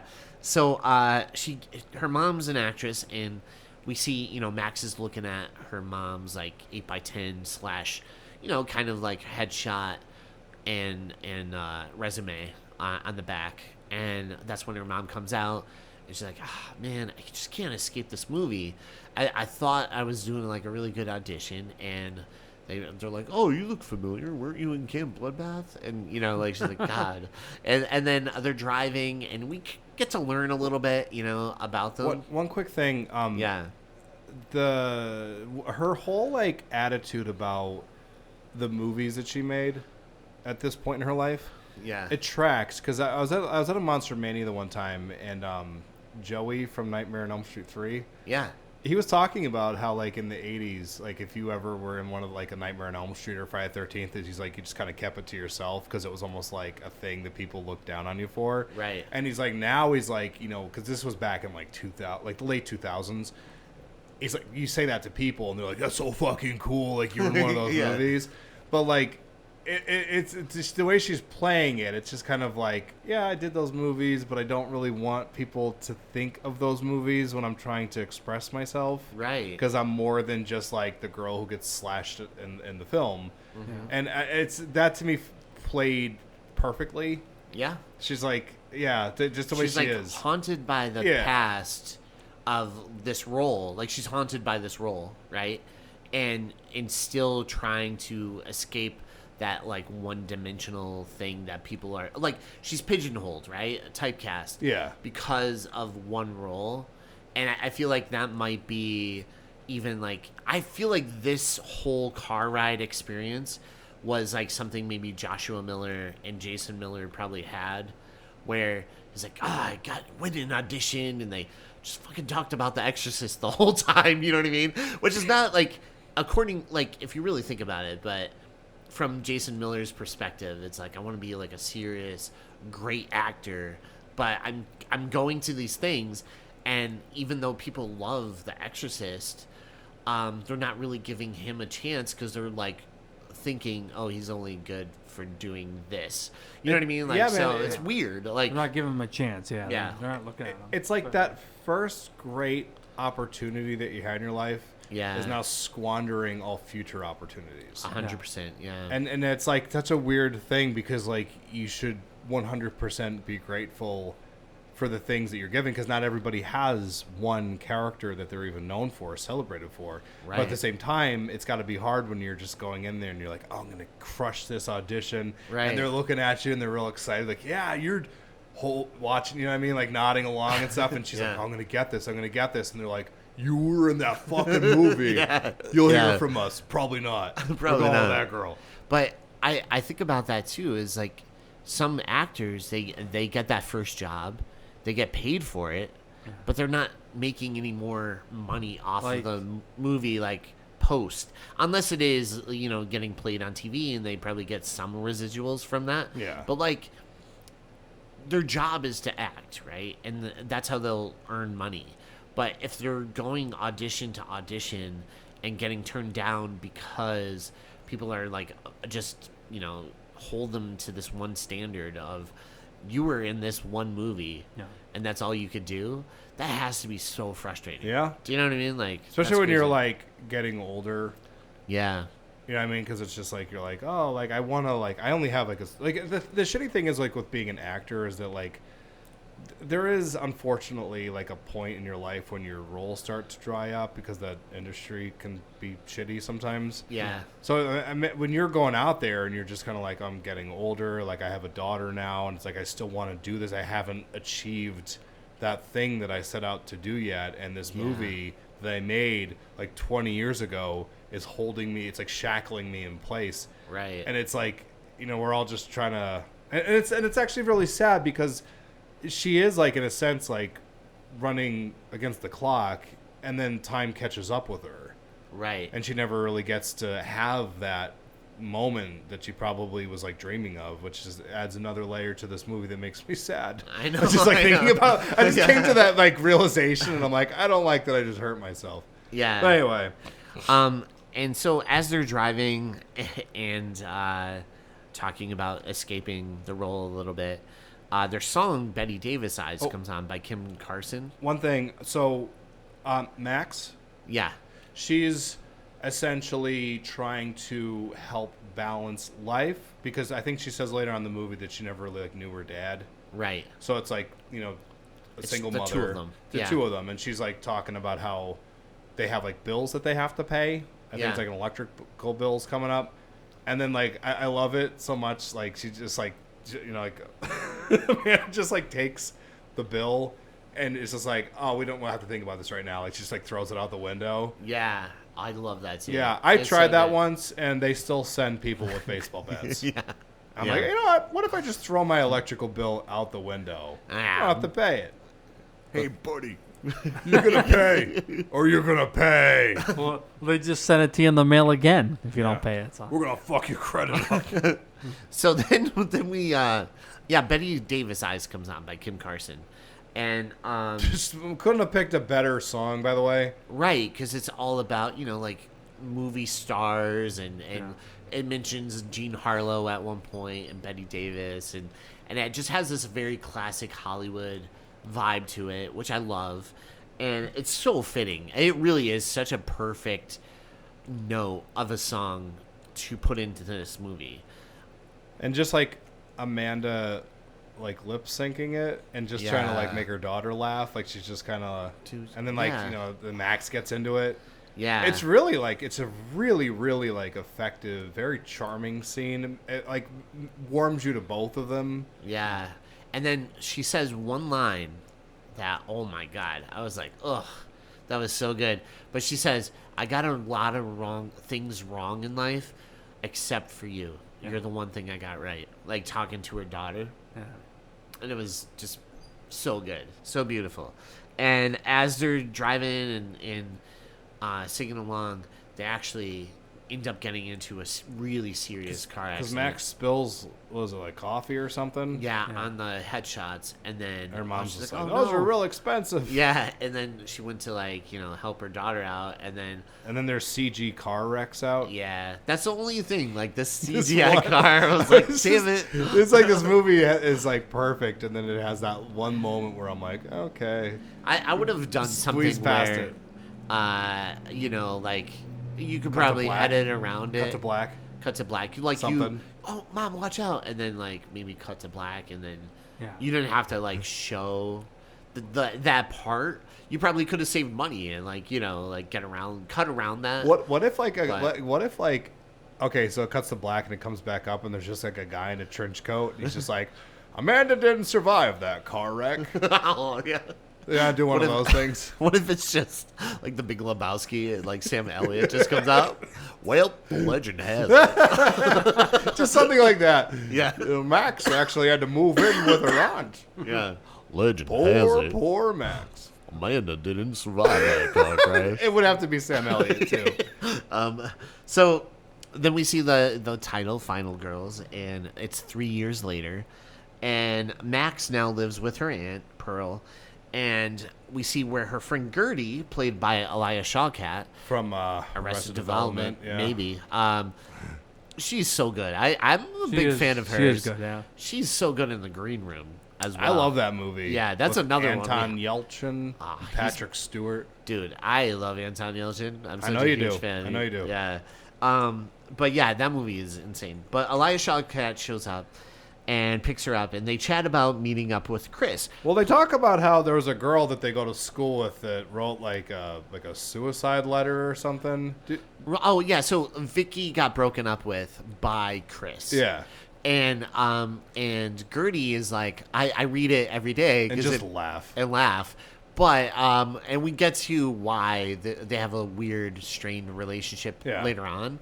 But like, No, for the record, I also laugh at people's suicide letters. yeah, it almost sounded like a suicide letter. And I'm like, oh, Yeah, but yeah. So we hear, they're talking about Chris and how he broke up with Vicky, and she's taking it really bad, right? And Alexander Ludwig plays Chris. what a good last name. Yeah. Ludwig. And his mom was also in one of the Friday the 13th. She was the girl Tamara in Jason Takes Manhattan. Get the fuck that really? Yeah, I'm not joking. I'm so serious. I think I brought it up in that episode. Oh, it's so cool. Yeah, but his mom. I love her in that movie. Was the one that was like, oh, the anatomy. Yeah, thing? Tamara. I know Tamara. Yeah, I know yeah. Tamara. We just talked about that movie. Do you know if Kevin Williamson got the name Tamara for Dawson's Creek too? That name, did he take that from that too? You know what? I know Friday the 13th was a huge inspiration for him Oh, okay. for Scream. Oh, like okay. Part so six. Probably. Part 6, So yeah. probably. So most likely, I guarantee Kevin Williamson is probably like a huge Friday the 13th Yeah. fan in Yeah. some That's As why. he should That's be. why he Yeah. did Scream. That's why he did Scream. right. And, Halloween, he said, is like his Citizen Kane. Oh, okay. Yeah. That's why, Yeah. like, when you watch Scream, you're like, man, they really That's- love Halloween in this movie. Yeah. Yeah, you could especially tell. like the parents, and they're like, "Run up the street," and like use. This Oh, yeah. and they say like the exact So like same family. But yeah, so we have where Chris wants to meet up because he's gonna help her study with the classics and stuff, right? And Gertie's kind of like, "Oh, how did he ask you? Was it like a flirty way, like, hey, do you want to come and study with me?" She holds on that cum part. Yeah, it's really funny. And so we hear, them talk about Vicky a little bit. And Vicky is played by Nina Dobrev, and she was really famous for the Vampire Diaries. Oh, okay. Yeah. I've never seen that show. Did Kevin Williamson? good. Did Kevin Williamson do that too? So Kevin Williamson did write that. Sounds show, like something he'd write. and it's very, very good. Is it? Yeah, like I think he leaves after a certain season, so I never finished it. But once Yeah. he left, I Aaron kind of Kruger was took like, over. yeah, Aaron Kruger took over. And I was like, Aaron I'm Kruger's out. always taking his scraps. Is that like Buffy that show or? It's Similar to interesting. that? Yeah, Ian Somerhalder is so good in that show. It's actually a really good show. Hey, man, I don't Yeah. doubt you. So, anyways, so Gertie and Max meet up with Chris at this diner, and they're studying and over lunch and stuff, and they're interrupted by their friend Duncan, who kind of a scene stealer, I would say, a little bit. He'd be like, we would be him if we were in one of these movies. 100%. Yeah, I I knew mean- that. Yeah, I was like, fuck, this is me. Yeah, like sometimes you're like, oh, I like to think I would be the hero in the movie, and it's just like, no, just be that character that just shouts out all the rules of the horror films and then dies unceremoniously. But he's played by Thomas Middleditch, and who's trying to get Max to come to a double screening of Camp Bloodbath 1 and 2. He wants her to do a Victoria Price. Yeah, and except no dog though, which is not good. Right. She needs a pup if she's gonna go up on them stages. And he works at the local theater called the Varsity Theater, and they're all called, what is it, Bathmaticians, and they're like extreme bloodbath like franchise fans. And so the first Camp Bloodbath is gonna play, and then the sequel, Camp Bloodbath 2, Cruel Summer, which is so good. I think Taylor Swift saw this movie. Yeah, cruel. So she's not really interested, but he convinces her by saying, "Hey, I know you're struggling right now with like your classes. I will do all your essays and papers and all that." That's a good deal. That's a really good deal. Yeah. But I understand his kind of like, please do this because like people are gonna go nuts if you're there. Like, oh my god, the one actress's daughter's here. Like, that's so cool. One little ding on the movie, nothing comes from it. Nothing comes of that. There should have been at least like one scene where they're like, "Oh my god, were you her?" Well, like, you know, it'd have been nice if they were like, I don't know, like somebody explains, because this happens at conventions sometimes. Yeah. Where like somebody will go up to her and be like, you know, like I was going through like a really shitty time in my life, and like I would just watch these movies and they would give me comfort or something. Right. You know what I mean? It's just, so it's sort of like seeing like how her mother was also very comforting to other people. Because like I would hear that all the time with people like, and I myself have been through those stages where it's like you go through those like dark parts of your life, and then you just sort of fall into cinema, and like you find like movies that you watch over and over and over again, and they make you feel good. So I think that was a missed opportunity. Yeah, I agree. I definitely agree. So the next scene we see is at the Varsity Theater. Which, EJ, you and I would 100% be at the scring. Oh, 100%. And we would burn up. Yeah. Did they ever explain whatever happened at that theater? Anyone survive? Oh, we'll get to that. Know. Yeah, we don't know. Yeah, so at the Varsity Theater, Max shows up with Gertie, and they're surprised because Chris shows up. And Chris kind of overheard the conversation, but he just showed up and he was like, "Hey, what's up? I figured, I'd tag along too if that's cool."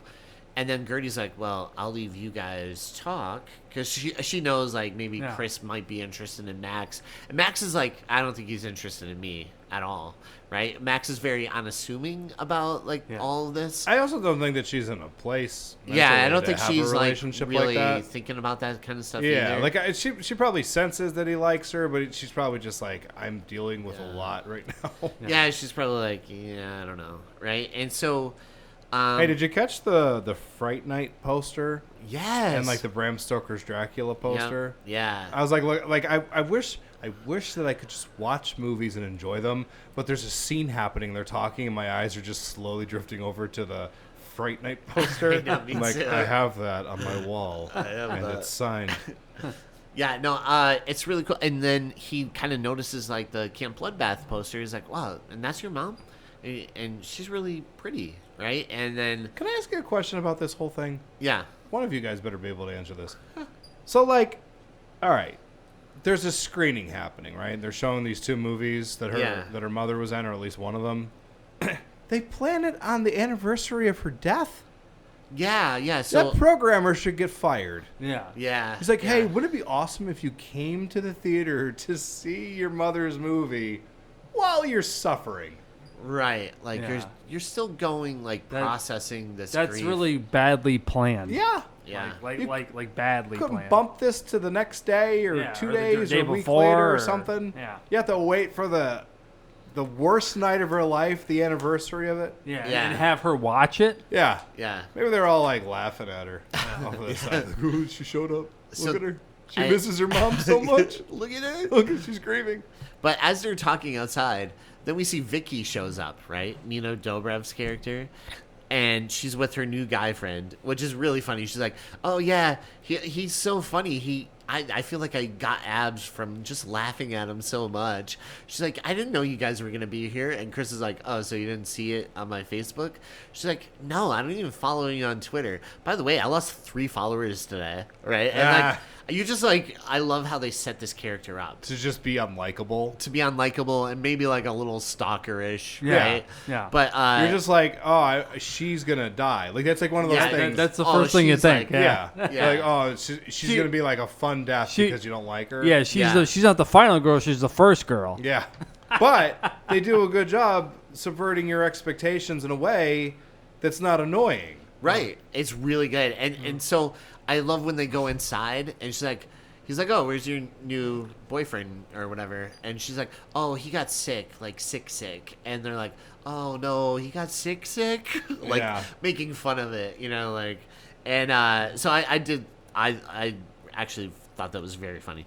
But so Duncan, Max, Chris, Gertie, and Vicky, along with a packed theater. I love the camera work in this theater. Yeah. I like there's these like sweeping shots of like the audience, like the panning and everything across like the crowd.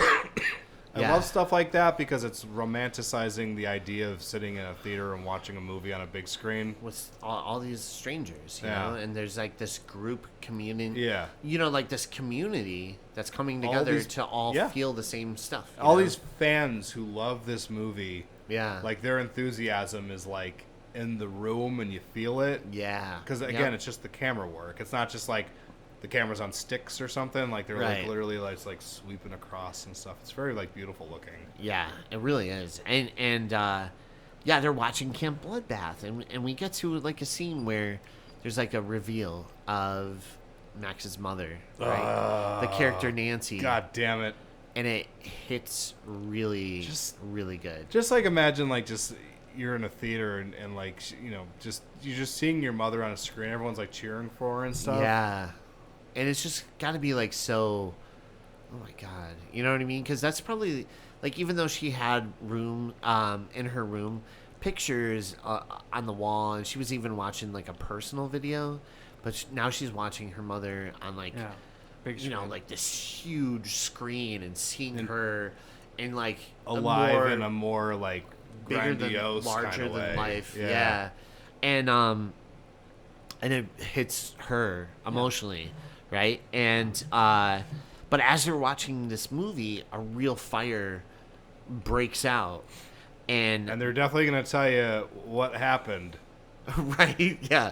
So this fire kind of breaks out. And the friends are like, "Oh, where do we go?" Because everyone's like weird, like Doc Brown breakfast machine kind of thing. Because it's like there's like a guy who's like drinking, and then he drops his bottle of alcohol, and the camera follows it rolling across the floor, and then like he shows somebody like light up a cigarette, and they drop it into the alcohol, and then the fucking curtains go up in flames, and you're like, "There's a lot of." That was pretty good. Yeah, it was neat. It was filmed pretty good. Yeah, it was very like exciting. Final Destination. Yeah. You know what I mean? Like, for sure. Actually, more than anything. I was thinking Final Destination. Yeah. And it's so good. Yeah, that's probably one of the producers. It's like, get one of them Final Destination shots in there. It's so good. And so, this fire breaks out. So Max with her friends go to evacuate, and they decide to run towards the screen, right? Like the movie screen. Yeah. And I think, Duncan kind of like cuts the screen open so they could go through and escape through the back. And once they go in, they end up passing out and wake up in the forest. And they're really confused. And we see this yellow van comes along, and we recognize it from the movie. Oh, wait. So, like, when the theater is on fire, do you think there's somewhere in that theater Hitler's getting shot to death? Oh, yeah. Like from Inglourious Basterds. Kind of reminded me of that a little bit. Buongiorno. Within the film, by the way, I'm fairly certain it's here. They show the footage of what happened to Billy. Yes, yeah. Yeah, because it's like a flashback where it goes 1950, like back in 1952, blah, blah, blah, blah, blah. And it's Nancy's character. Yeah. And it's Nancy, which is Max's mother's character from the movie. I know it sounds like it's probably kind of hard to follow, but she plays two characters. She plays Amanda and Nancy. Yeah. But for the purposes of keeping this less confusing, we're going to say Max's mother. Max's mother is the one telling like the flashback story. As Nancy. Carry the Y. Yeah. So they end up going into the screen, right? They wake up. Wait, when they tell the story of Billy, right? Because now like we're just kind of setting up. Oh, okay, yeah. And he's like, because Billy's essentially like your slasher. Very Jason Voorhees. He even does the choo choo ha ha ha or whatever. Yeah, like Chee-chee, whatever. ha ha. Yeah. I still think about that all the time, EJ. Thank you for putting that in my brain. Yeah, like because a bunch of asshole kids decide that they're gonna like drop a bunch of firecrackers into the outhouse. Yeah. And the only reason I'm bringing this up is that I just want to bring up a memory. I remember one time on the 4th of July we went to I think it was Katie Rogers' house, right? Yeah. And I was inside and I think I was talking to her parents for a while. So Will Perna was all snuggled up in a hammock. Yes. He looked very peaceful. And I come outside and Luke is lighting a pack of firecrackers and he throws them underneath the hammock. But they start blowing off, and Will thought that they were in the hammock with him. So he starts freaking out, and it literally spins like a cartoon. And, like, Will just, like, lands on his ass, and he's just sitting there with a look of, like, hatred that is completely understandable. Yeah. But it's like you don't know what to do with it. You just have to sit with it. Because whatever he was about to do would have resulted in about 20 years with Ross Jones in prison. Yeah. Right. Yeah. But I remember. I think about that sometimes, and I just laugh. It played out like a cartoon. Yeah. It was insane. Like, and no joke, he was in the hammock, and he spun it in a way that he literally probably rotated 2 or 3 times in the hammock. Yeah. So it looks very goofy in like a cartoon kind of way. And then he fell out of the hammock after the fireworks went off. And it was just like little crack popple things, right? It wasn't like nothing dangerous. Nothing where it was like flying into the air. Yeah, it's good nothing actually happened. Yeah. No, it was like one of those, like, I don't know what they're called, but it just goes like it pops off, right? Yeah. And so, but I mean, anyone in Will's position would be like, "What the hell?" You know? You know what he did? He turned thought them. he was laying on it, so he was trying to like, like they were in there with him. But I think what he did is he took all that anger and he turned it into a bunch of really cool metal songs. It's probably sitting in there with him still. But and today is his birthday. Happy birthday! Happy birthday, Will Perna. I wish him happy birthday. Yeah. And so I'm glad you brought that up. I forgot about that till you just brought it up. I wrote it in my notes not to forget. Like, I remembered everything. And that's so funny. But yeah, so they cut through the screen. They go through. They wake up in the forest. And they see this yellow van come along. And we recognize it from the movie we just, like, kind of saw aspects of, Camp Bloodbath. But they don't realize it at first. They just think, like, oh, we survived the fire. Like, how'd we get here? And then we see the characters from Camp Bloodbath are in the van. And Duncan immediately goes, "Tina?" She's like, "Yeah. Do you know how to get to, like, Camp Bluefish or whatever?" Boy, she gets the assignment. She is so good. She is so fucking funny in this movie. And she is totally, like, perfect for this movie. Like, she was, like you said, understood the assignment. Like, she knew everything. Like, she made all the right choices. Yep. So they're like, "Yeah, I think it's that way." And they're like, "Thanks." And the van drives off. And then it cuts to 92 minutes later. Which is one of my favorite jokes in this movie. Because it's the running time. Right, of the movie. Yeah. So, like, it circles back around. Hour and 32 like, minutes. Yeah, well, it's like 90. Yeah, it's 92 minutes later because, like, the movie probably was 92 minutes long, the slasher flick. Yeah. So then, like, they're stuck in a loop until they go along with the plot. Yeah. And, like, it's so funny. Like, the little van comes back over, and they're just kind of like, "Oh, yeah, it's that way." And I think they do it a couple of times before they get the sense where it's like, okay, I guess we should probably go with them. Yeah. But that's such a good joke, though. This scene reminds me of Groundhog's Day, the movie. That's what it reminds me of. Sure. Because it just keeps going over, like, the same thing over and over and over again. Yeah. And so they're walking along and they can't find it, anything. And then another 92 minutes, they're sitting on the log, and again the yellow van comes by, and this time Duncan calms them, his way into the van and getting a ride by saying, "Yeah, we're fellow camp counselors this year." They're like, "Oh, that's great. We didn't know we were getting more counselors, you know?" Yeah. And so they all hop in the van. Yeah. And we're introduced to Kurt. Kurt is so goddamn funny. Yeah, so Kurt is played by Adam Devine. Oh, is that who it is? Yeah, oh, and he is famous for Pitch Perfect. Oh, okay. The Righteous Gemstones and Workaholics. Yeah. Very, very funny. Very, very funny. And so he's just the kind of jockey, goofy. Yeah. Bro. Possibly hinted at closeted homosexual. Yes. Also is wearing a very similar top to Glenn from Nightmare on Elm Street. Yep. But the number is so funny because it's 218. Most of the time it goes 1 to 99 maybe, but not 200, in the hundreds.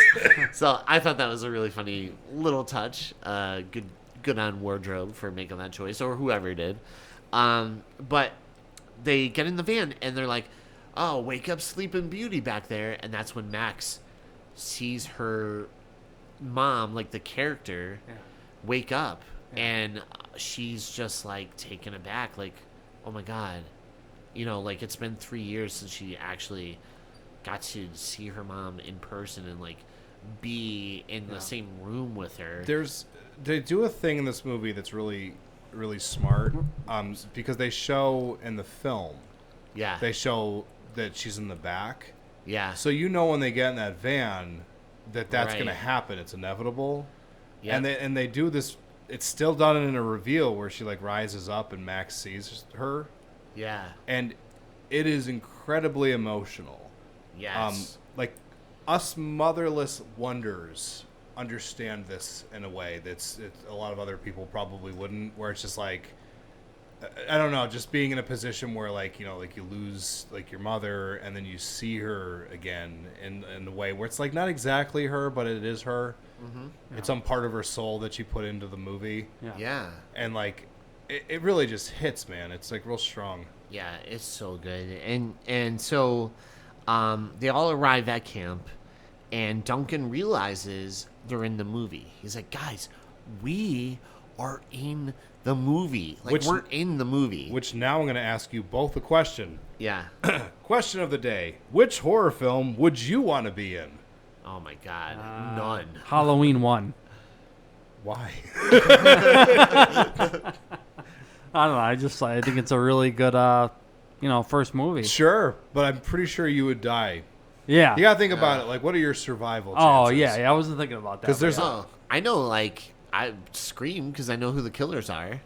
Sure. And I would be able to, maybe avoid them. Oh, no, they're here. I got to go hang out at the video store. Would you help Billy and Stu? Don't kill me. Don't kill me. I know what you guys are doing. I'll help I know what the fuck you're up to. I want to be in Fright Night. Oh, Fright Night's a perfect movie. Yeah. Fright Night's one of my all-time favorites, but I even when I was a kid, I was like, man, I wish vampires moved next door to me. Yeah. I don't know. That movie, that is a perfect one. Even Fright Night 2, though. Oh, yeah. That's where it's at. Which is coming out soon. God, I can't believe it. Finally. 4K. After, 4K. almost 25 years or 26 years of it? What, Criterion's doing it? No. Red Shirt or something? I forget. Yeah. Point is, but they're Sean Clark, who does that Hollows Horror's Ground, Horror's Hallowed Ground. That's it. He is actually doing a whole segment for the DVD on Fright Night 2 locations now. Is he? Yeah. So I'm so pumped. I'm gonna say this about Fright Night 2 for anybody who didn't see it because you heard that it wasn't as good as the first one. The first one is an absolute classic as far as vampire movies go. It's probably my favorite vampire movie, if I'm going to be completely honest with you, because it got me at the right age. Because I was like, this is about a guy who loves horror films, and he's just in school. I love it. It's so good. Very early Scream in that meta kind of way. With, yes. But I love the first one. But that second one is I think it's great. And I know like sometimes I hear people like they rip on it because they think they're supposed to. Yeah. You know, like when you can like listen to people and they're not genuine. Yeah. Like some people might watch it and be like, oh, it's not as good as the first one. I like it. And that's totally acceptable. You don't have to. But then there's people where they're like, oh, the second one sucked. And I'm like, did you see it? And they're like, no, but I heard things. That's like when people say, like, oh, Creed, what are you talking about? They suck when they never even listen to them. No, I don't know. Like I mean, there's like that. It's a lot. There's a lot of times where movies get a reputation. Yeah. And like bad reputation for no reason. Yeah. And then it's just sort of like, well, did you watch it? And they're like, no. And it's like, well, you don't know what you're talking about. But Friday Night 2, when it comes out on 4K, give it a watch because I think it is a completely worthy sequel. Actually, even the direction that they take Charlie in that one, rather than just having him do the same shit again, they up the stakes. Yeah. Pardon the pun. And, I mean, I think Roddy McDowell is amazing in that. Like, Peter Vincent is probably one of the coolest fictional characters. I agree. It's crazy. Charlie Brewster and... Peter Vincent are two of the coolest fictional characters of all time. I agree. And I like his girlfriend in it a lot, too. Tracy Lynn, she was in My Boyfriend's Back. Yeah. Which we covered earlier this year. You can listen to that episode right now. That was a fun one, too. You can also listen to our Fright Night episode, a very early one. We recorded that one the last time there was Canadian fires. Yeah, that's so wild. Oh, my God. We're talking about Fright Night again. But anyway. Yeah, so he realizes, oh my gosh, we're in the movie. Guys, we're in the movie. And that's when Vicky is like, hey, to the character Kurt, can we use your van? Meanwhile, Max Doesn't he call her, like, fun bags? Yeah. And she's just like, yay, feminism. Yay, feminism. Because this movie would have been made during a time when... people were less sensitive. Right. And she's just kind of she just kind of like throws it away. She's just like, he calls her that and she's just like, feminism. Yeah. Especially like, the 80s, like womanizing. Yeah. And, like all that terrible stuff. They're presented in a less than favorable manner. Right. But like, that's what you're spoofing. Exactly. But I like how like there's a couple points in this where Kurt says things and they call him out on it. Yeah. And then you get a little bit more insight into what might actually be going on with him. Right. It's awesome. Yeah. It's really cool. So they basically, decide, Max is like shocked to see her mom and everything, but wants to spend time with her like pretty much one-on-one, right? And the group watches Billy show up until kill two characters from the movie. Oh, wait, before we get to that point, there's some Kurt stuff that's awfully funny. Some dialogue I just wanted to throw out. I like when he's talking to Duncan and he's trying to intimidate him. And he's just like, bicep smash. And that would kill you. That's a karate technique. That's a karate technique. And he's just like, like Duncan's like, oh yeah, I've never actually fought anyone before in my life. And he's like, yeah, well, I have so many times. 7 times. And he's totally like, and he's totally full of shit. And he's really fun. He's so good. So like so at that point, it's like a thing where there's like the van keys, and Kurt throws them into the woods. Yeah. And he throws them into one of the most beautiful little locations. Like that area that they're searching for the keys. There's all these like really like pretty flowers growing out of it. It's like really like shot in a nice way. And I think it adds to the element that it's like a film and not just like regular woods. Yeah. Do you know what I mean? No, for sure. I thought that was really cool. And a lot of those early like 80s movies, they probably wouldn't have taken the time to film in such a location because they were probably like, you have this much money, film this in one weekend, and whatever. Like film costs crazy amount of money. So like they probably just didn't have the time to get a lot of the shots that they wanted. So this one they probably did, and it's actually like them searching for the keys in the tall grass. Yeah, those little flowers growing up. I'm like, that's a really nice shot. Yeah, I thought so too. And then while they're looking, they see the scene where there's basically this one girl trying to make her way to camp and comes across another guy who's like hiking, and then they start to like hook up, and they're watching like the scene. They're like, oh. And then Billy comes along and kills those two characters. And Billy kind of looks like like Olmec from Legends of the Hidden He Temple. does, yeah. He has like a weird kind of like tiki mask Yeah. kind of vibe. Yeah, Legends of the thing. Hidden Temple, yeah. And so, and Duncan doesn't think Billy would harm them, but Yeah. quickly finds out that they can be killed when Duncan gets sliced up first. Yeah. Like he gets like a machete to the side. Yeah. And they're like, oh my He's God. so confident That- without any evidence Right. that this guy. 'Cause they, like, even though they exist in this world, oh, we can't die, you know? And, Yeah, like he's just following the plot. He doesn't know what to do with us. Yeah. Right. And I'm just like, you came to that real quick, and he has his back to him the whole time. Yeah. But the movie does a great job subverting what you think is going to happen, because he's basically saying, we're safe because we're not characters in the movie. He's like essentially following a script, Billy. Yeah. So Billy leaves and then throws the machete, which what I love about this is that at that point it ups the stakes, because you're just kind of like, oh, they can die in this. Yeah. Yeah. Possibly Exactly. die. Yeah. And so they're like, oh shit, we can be harmed, right? So the group quickly Runs. realizes this, and they run and they escape to the camp.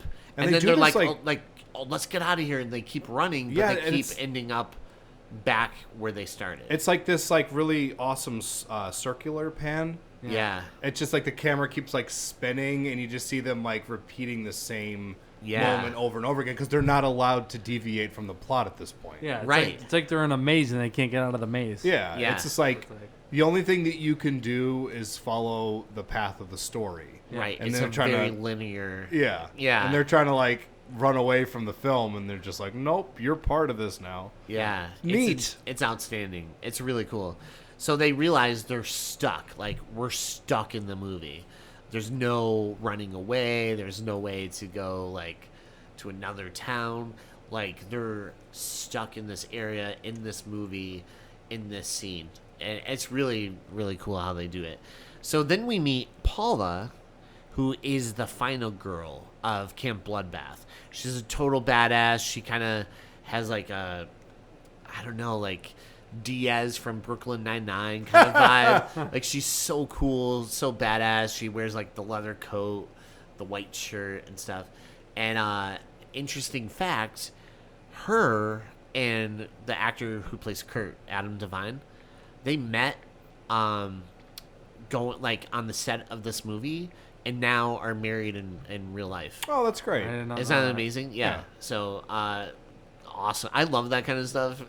See, I don't like hearing good things about people. Yeah. People being happy, Because personally. I looked up like, what else has she been in? I'm like, wow, she's in a lot of Adam Devine things. And then I'm like, oh, they met on the set of this movie and shortly after got married, and now like collaborate and work on like multiple things together. Well, that's So- well, that's pitch perfect. Yeah, that is pitch perfect. Sorry. So we meet Paula, and she is the only one who kills Billy in Camp Bloodbath.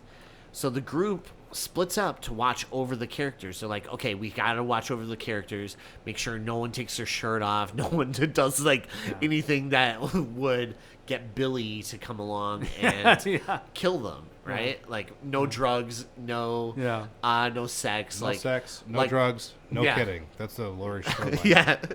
I like. There's a nice Friday 13th reference, right? But I think it's right before Paula shows up, because they're sitting in like the little cabin area, and they're singing that Michael rode the boat ashore song. Yeah. Oh, yeah, yeah. Because that's in the first Friday. Yes, 13th. yeah. Oh my god, that is so good. Yeah. Yeah. And so Max shows up, and Max chooses to stay with her mom, and Chris is with Kurt, and again, like Kurt is like trying to prove his like macho kind of like vibe that he has. Yeah, he drops the F slur, and Yeah. I love how he just kind of responds. He's like, my dads are gay, so shut the hell up. Yeah. But like, what's really funny is that like Kurt's response to it, because Yeah. I don't think Kurt has caught up with his emotions or his feelings yet. yeah. But he's like, oh yeah, like gay men just like hang out and like they party and like have sex all the time. It's actually kind of cool. And I'm like, wait, slow down. Yeah. Because he looks like very like envious. And I'm like, oh, okay. So I get why you're so aggressive about it. Like, right.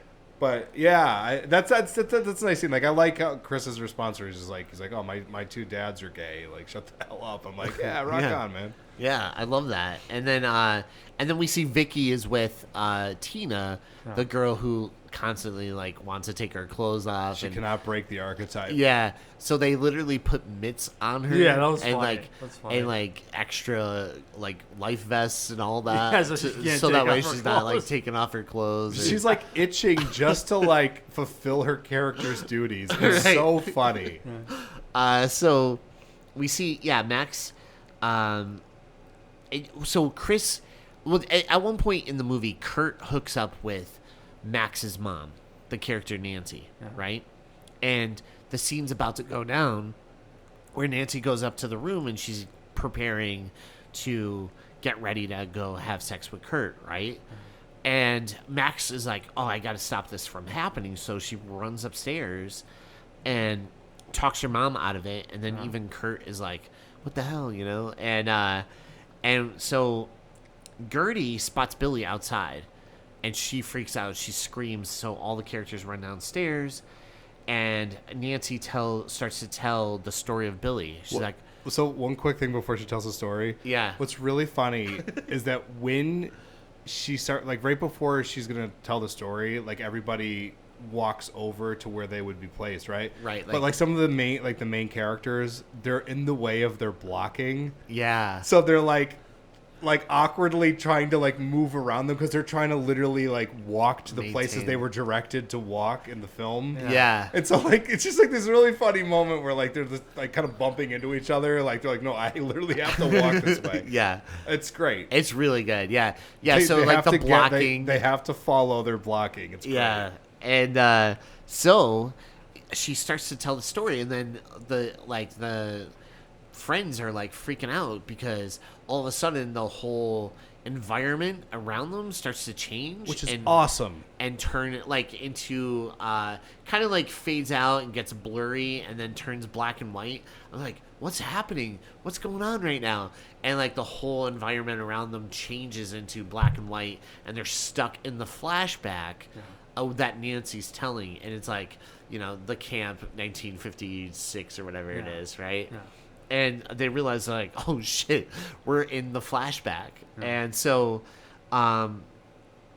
anyways, they're in the flashback and they see the origin of Billy Murphy, where he shows up and they throw firecrackers into, it's very much like Cropsy in The Burning, where they I agree, throw fireworks in there and then he catches on fire, which is very funny. Yeah, it's very funny. And that's when we see, you know, they get, you know, he runs off and he's on fire, and then we see the origin of Billy Murphy.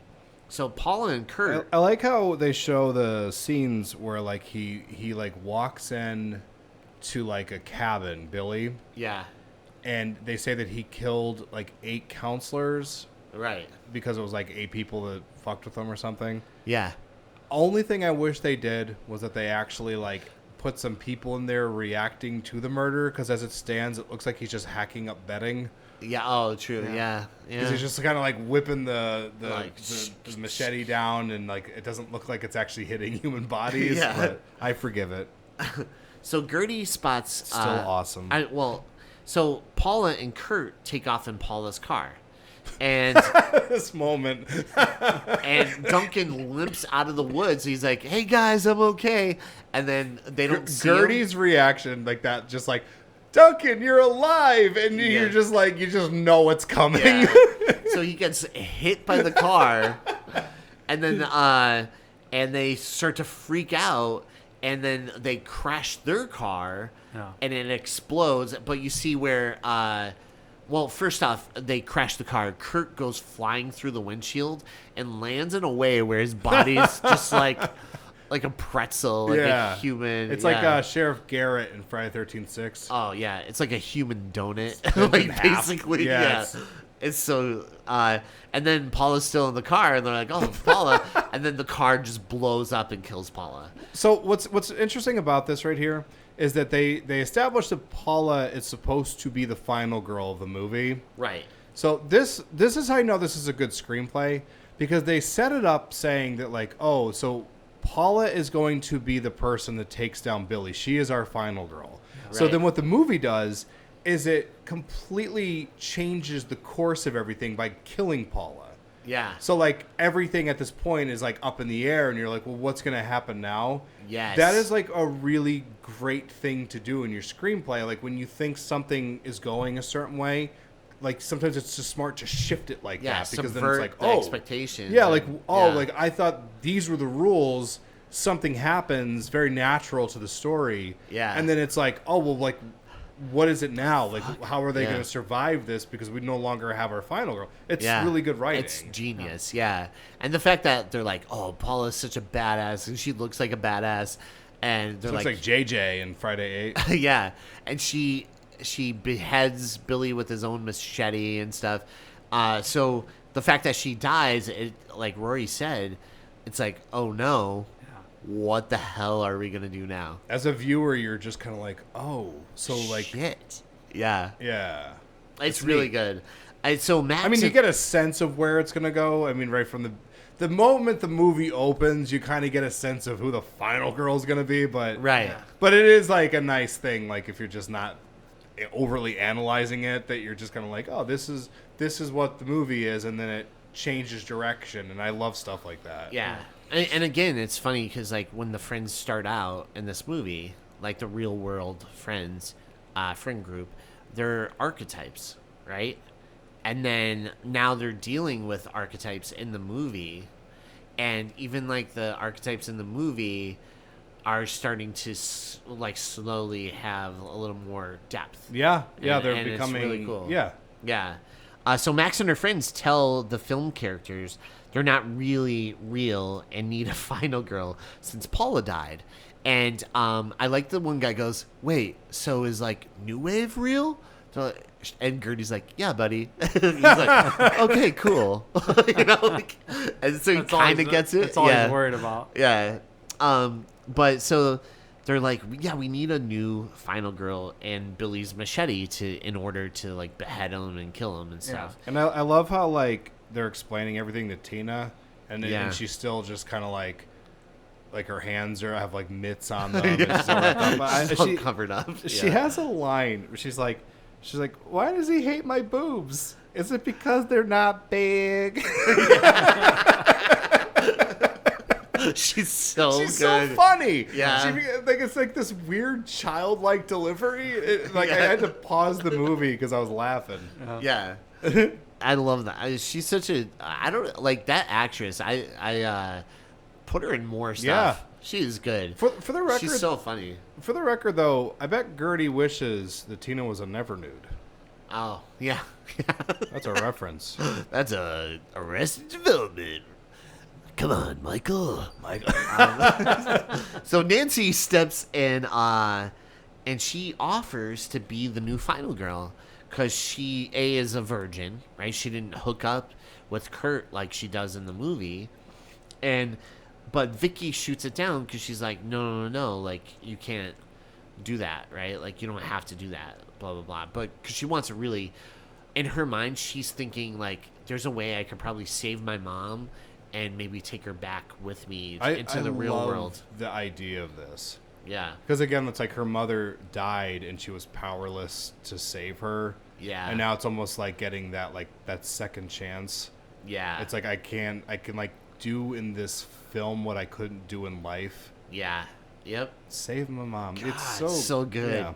So Chris strikes up a plan. Operation Booby Trap. and that will lure like Billy out, and that way they could kill him, right? They do like a cool thing when they're setting up all the booby traps. They show them in like it's like the main room, and they're just kind of setting them up, and the camera like Like looks like it like dollies out of the cabin. Yeah. And it's like that frame within a frame thing. Yes. It's really cool so stuff. good. Oh, did you blow past the part where Nancy was like talking about what she wanted to do? No, this is coming up. Okay. So Nancy, one of my favorite moments. I actually put favorite moment. Vicky goes outside and she talks with Gertie and Max again, and we find out that they actually, the three of them were like childhood friends.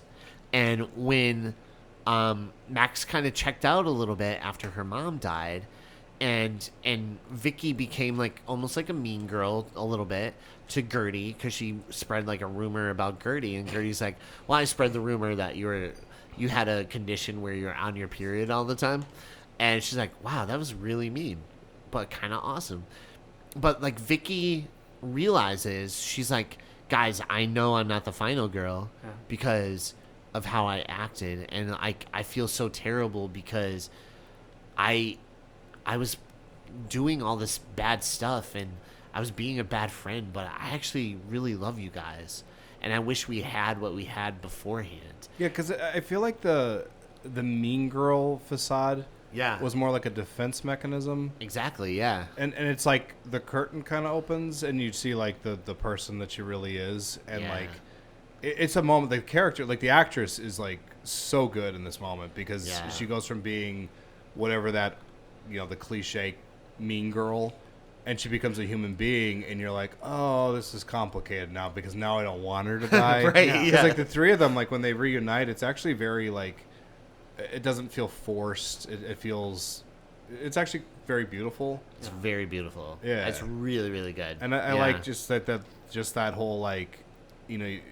in moments like this when you're just like, this is what's important. It's just, burying the hatchet. Yeah, pardon the pun there. Yeah, but it's so really, really well done. And again, if I had to make a highlight of like some of my favorite moments, this is probably one of them for sure. There's one I think that we went by though, because it's earlier in my notes, so I think we cruised past it. So like Max is talking to Nancy. Yeah. Oh yeah. Her mother, about how she wants to like save her, and Nancy starts like talking about what she wanted to do with her life, like when she like returned home from camp. Yeah. And she starts talking about the life that she wants to have, and she said that she wanted to have a daughter. Yeah. And she's like, I think I would have made a really good mother. Yeah. And like that look on Max's face where it's just kind of like, yeah, you were. Yeah. It's real. If you have not watched this movie, people listening at home, if you're just listening to us, stop the episode right now. Go to Tubi and type it in and watch it. Yeah, or go on Amazon Prime like I did and fork over that $3. Yeah. Because like it really is. I'm number one buying this movie. Yeah. But it is. Me too. Yeah. It's so funny because after watching it, I went, I don't own this. I need to buy this movie. Filthy afterwards. I was like, I know. I was like, why don't I own this movie? Yeah. Yeah. But like, I'm serious. I hate when you stream something or whatever and you don't have like the physical copy and you're like, why don't I have this? Well, this is one of those instances where you're like, it's like, oh, okay, that's why pencils have erasers. Yeah. But I love if you have not seen this movie, it's little moments like this within all the fun and like the slash stuff, within all that stuff. There are these like really wonderful human moments. Yeah. And they're very like emotional and very well done, not forced. Yeah. It's handled with a certain kind of finesse that isn't common in films like this, but I really do recommend it. Yeah.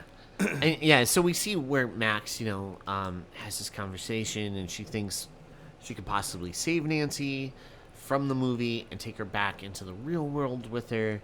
And so then we see the gang gets ready to take down Billy Murphy, and they play Sweet Cherry Pie or whatever. Yeah. And Warrant.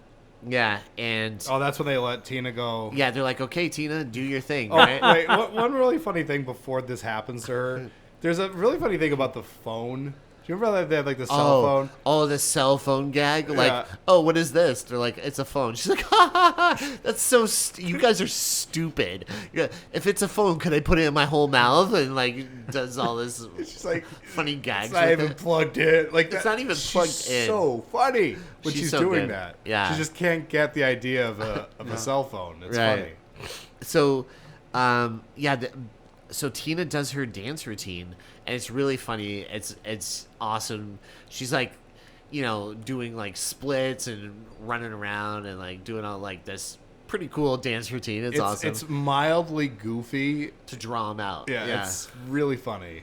And then she like, hey, wait, what her? Because I felt like her dancing was like a little like. It was like played to be a little goofy. Right. Is that because like her character never would have done that if they didn't show up, so she doesn't actually know how to dance like that? Right. Because I think in the trailer, like like a little bit of the movie that they show, she has like a moment where she's like dancing, but I think they like turned it up to like a, like an 11 because she's probably she's doing that like that sensual dance thing.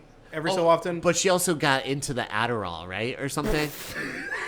And they're like, I forgot about that. And they're like, how many did you take? She's like 10. 1. They're like, not Tic Tacs, by the way. And they're like, my God, how many did you take? She's like, 10. Maybe all of them. I don't know. Right? Like, well, at least she's going to be focused. Yeah.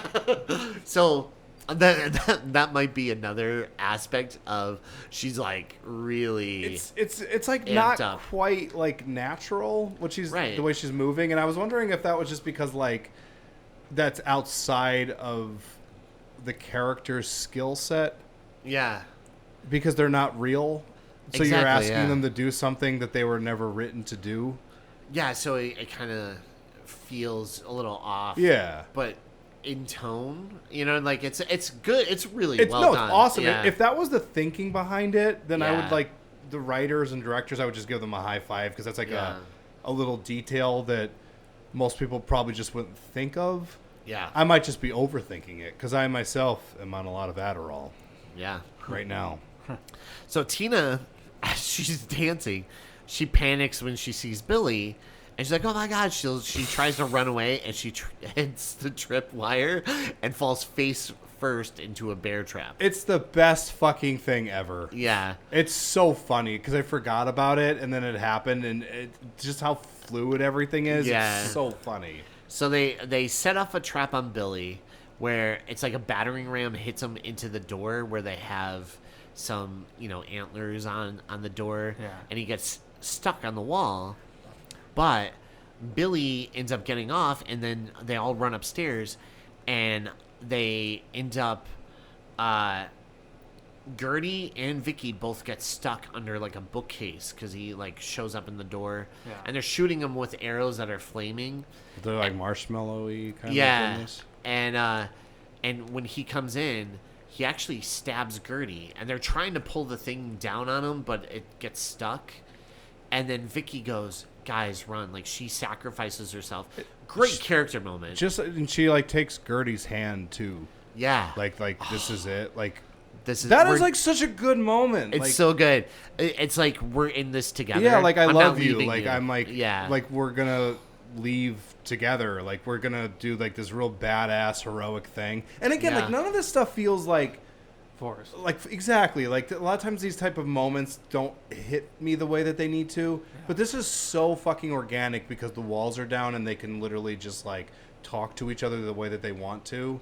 Yeah. And it's just sort of like we're not going to make it out of here, but, like, we love our friend enough that we want her to run, and we're just like, we're in this together. We're going to leave this world together. And I'm like, that's so good. It's so good. It's outstanding. And so, she blows herself up along with Billy, right? While the others escape. Like, so Chris, Max, and Nancy, which is Max's mother's character, escape. But still, Billy still makes it out alive. Like, he jumps through the window, and he's covered in fire. It's a beautiful looking shot. It actually looks fucking awesome. What did it remind you of?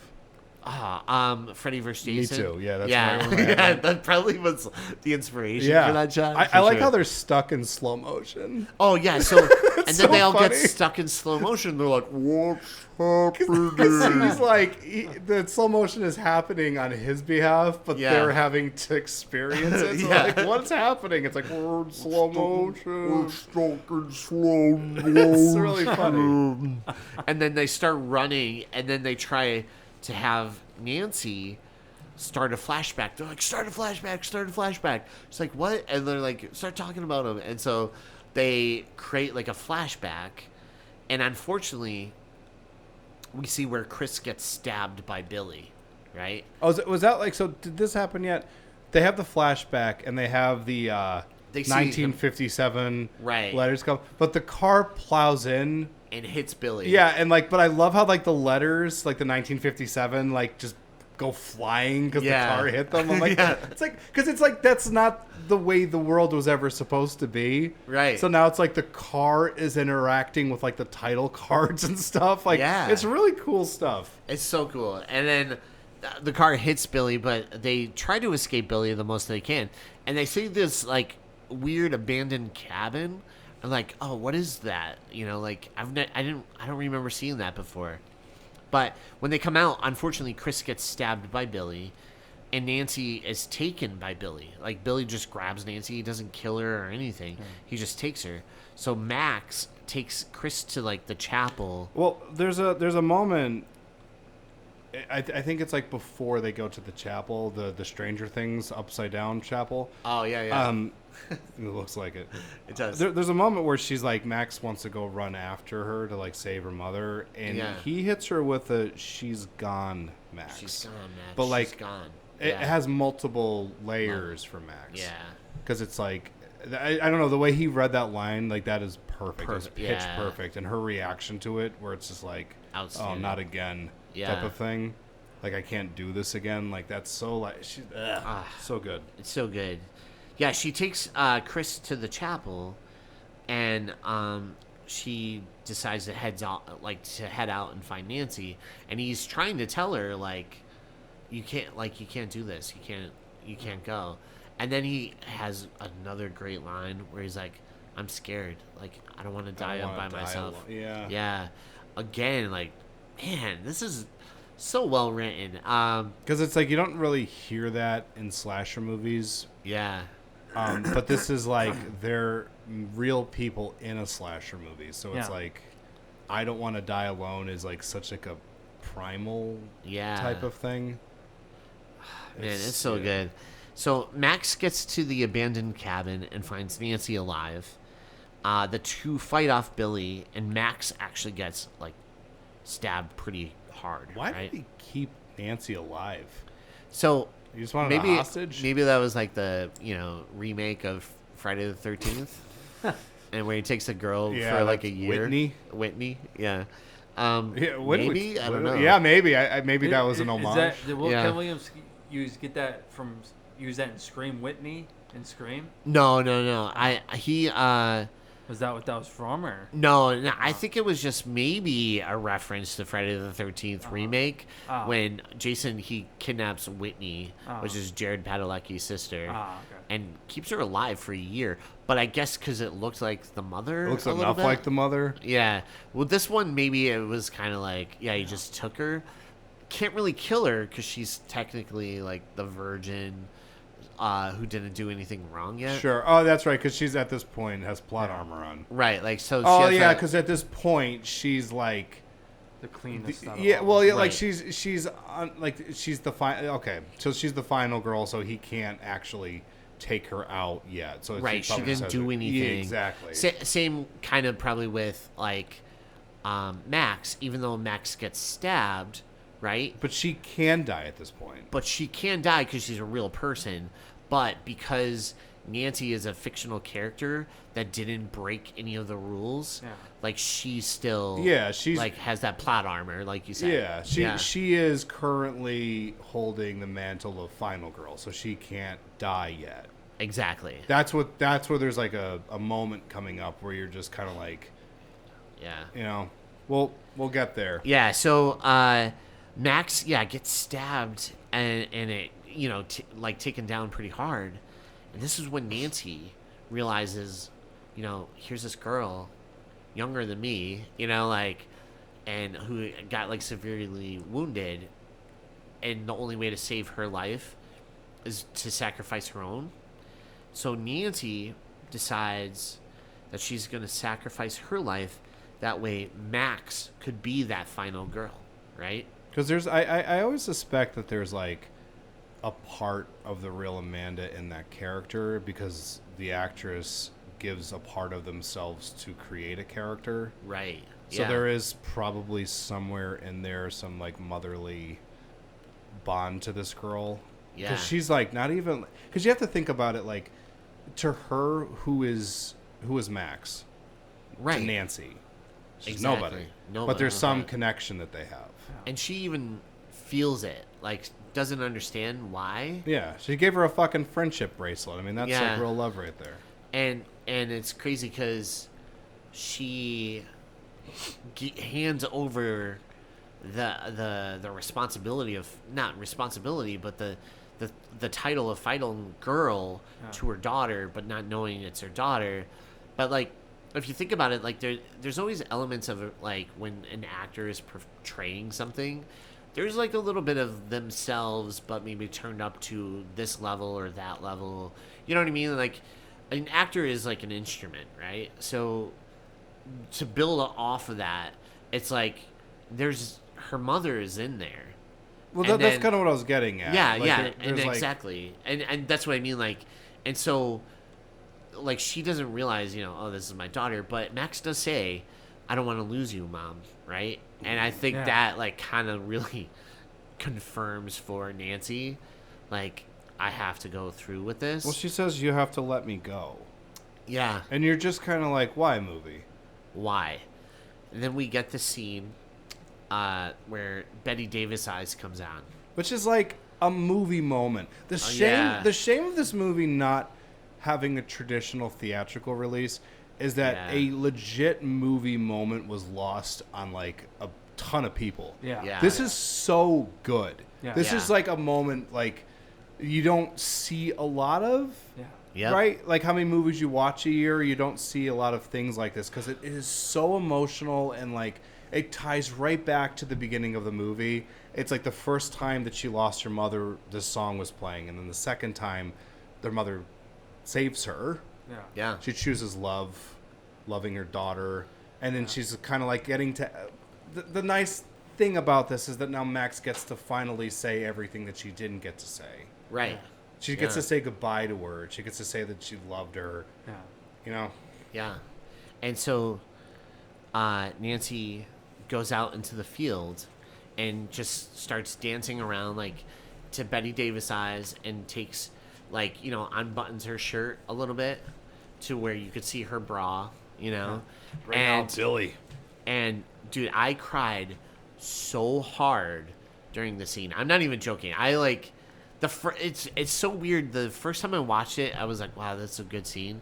To like just watching it to do for the podcast, I was crying. So I was like, wow, that was so beautifully done. Dude, it's like a legit movie moment. Yeah. I love that moment too. It's like this perfectly punctuated. She's like, you're right about one thing. I'm a movie star. Yeah. And you're just like, yeah, you are. Absolutely. And I got like, even now I'm like, I'm swelling up a little bit, but yeah, no, it's such a beautiful moment. And like that seals the deal for me as like, this is a great like movie. Yeah, you could tell that there's like soul in it. Yeah. Like somebody like actually put something of their self into this screenplay and then it translated properly into the actual film. Yeah. And god damn it, I wish there were like lots of movies like this in the genre, but it's nice to have this one. Yeah, it really is. So she sacrifices herself, and as soon as Nancy dies, that's when Max kind of has like this resurgence of like energy and like feels, like ready to battle Billy. She becomes like a real ass kicker. Yeah. She essentially turns into the bride and has to kill Bill. Yeah, boom. Oh! Kill Billy. Take that motherfucker. Kill Billy. So Max grabs Billy's machete and just whoops his ass. Like, she literally is, like, doing, like, that, like, jump up where no hands. Like, she just springs up and has all these moments. He kicks her, like, across the field, but she's still, like, running at him, and is a very like warrior aspect of how she's fighting him. Yeah. And then she cuts him up a little bit and has the machete and then beheads him. And then She has the moment that they all talk about. Yeah, that final girl moment where she beheads the killer, and all of a sudden she notices behind her in the horizon, right, like the end credits of the movie coming up. We have reached 92 minutes. Yeah, and she's looking, and it says like all the people that starred in the movie. That worked on the film. It's such so a her good mom's job. name being like up there, and like the Kurt and Tina, like all the actors' names rising up and who played them. And I started laughing at this point though, Yeah. because at one point, like I'm watching this funny gag where like the credits are playing in the sky, and then I was like, meanwhile, meanwhile the theater is still on fire. Yes, yeah. Because you forget about it. No one in that room, like none of the main characters in this movie ever stop and say, "Oh yeah, our friends are on fire." Yeah, I know. They never like stop Like, and talk what about happened? it. Like, Yeah. oh, remember that fire? Yeah, there were people that we loved in there. Yeah. Some of those people are going to get an entire page of the yearbook. But as the credits roll, then it goes into the rating part. Like, you know how, like, at the end of a film, it'll be like, the movie was rated R. Yeah, right? awesome. So it has that, like, blue screen with the R rating. Yeah. And then all of a sudden, it's the end of the film. So you see where it starts to, like, the film thread is kind of, like, wrapping up, like, on the brain part of the projector. So it's like, and they're like, oh, no, what's happening? Because Chris walks out and gives her a kiss because they made it. But now they're, like, really confused because it's, like, the end of the film. And they're like, what's happening? And then they wake up. So Max and Chris wake up, and they're in the hospital. And they realize, oh, my God, all of our friends are alive. And it's not a moment where you feel like cheated or anything. Like, because Right. you grow to actually like them all. So you're like, good. Good, yeah. Like, They're oh, all my God, good. I'm so They're glad they're okay. okay. Yeah, and then she's like, oh, my God, you guys are alive? Like, are we back? And they're like, yeah. Did that really happen? And she looks down. She has the bracelet, like friendship bracelet from her mom. And then even Duncan like lifts his shirt up. He's like, yeah, I got really slashed. He has this huge It's like this cartoon slash. like with like stitches and Yeah. stuff. It's like whoever did this did a shitty job. Yeah, whoever did this was a shitty job. And so, and like, yeah, all their friends are there. And then they realize, they're like, wait, if we're in the hospital, and they walk out and they see, like a doctor hitting on a nurse, but they see all the elements of like an 80s hospital. Yeah. Because there's like a Rubik's Cube, like a gizmo, and a couple other things that they're like, wait a second. And then all of a sudden, like through the front of the hospital, Billy comes running in, and the title for Bloodbath 2, Cruel Summer, pops up. And like it starts to play the song by Bananarama, Cruel Summer. Yeah. And then the real credits for this movie pop. And you get like, some show up. funny bloopers. And then one of my favorite things, and more films should do this, and I don't know why, like only like comedies really will do it sometimes, but I love outtakes and bloopers because you know like you could see actors like riffing and making each other laugh, and so they have outtakes, and man, some of the outtakes are really funny because Kurt. So I guess like they didn't touch on this, but he's in one of the outtakes, and he's in the hospital scene, and he's like all bandaged up, and originally he was gonna be like one of the characters that survived from the original movie. Yeah. Because he was like a fan favorite of the original movie, so that's how they were gonna work him into the sequel of like Cruel Summer, you know, and but they ended up cutting that scene out because I think they wanted to go for the surprise of them being stuck and not give that away. So, what a great movie. That's where the movie ends. It has great outtakes, really funny outtakes. That's where the movie ends. And so, Ross, you'll start us off. Yeah. What are your final thoughts and like would you recommend this movie? I give this like probably a 10 out of 10 easy. Yeah. I wouldn't say it's any lower than that. I give it like a perfect rating. It's one of my favorite rom-com horror movies that there is, other than like Hard Eyes, so that I saw so far anyway. Yeah. And I just think it's a really well-written movie and good acting and just everything about it I think is good. Yeah. Even the killer. I mean, the whole thing. Yeah. I like it all. Rory, how about you? Before I give you my thoughts, I wanted to ask you something. So, this is one of those movies where something happens, like the kids all get sucked into like Magic Land. Yeah. And there's no discernible reason for it. Nothing's hinted at it. Right. It's not like a magical ticket from Houdini. Last action hero. So, like, just spitballing here. Yeah. Do you think that was like a gift that her mother gave her? Oh. Like, kind of like I see you suffering. Yeah. And this is a way for you to like actually get to say goodbye and to actually like come to terms with everything so that you can keep on living. Oh, yeah. Because like I know it's like very sentimental. I didn't think of that, but yeah. I know it's like kind of like, a little wimpy on my part, but I was like watching it and I'm just kind of like, that does seem like something that her mother would do for her. Yeah. It's kind of like you kind of get to spend some more time with me.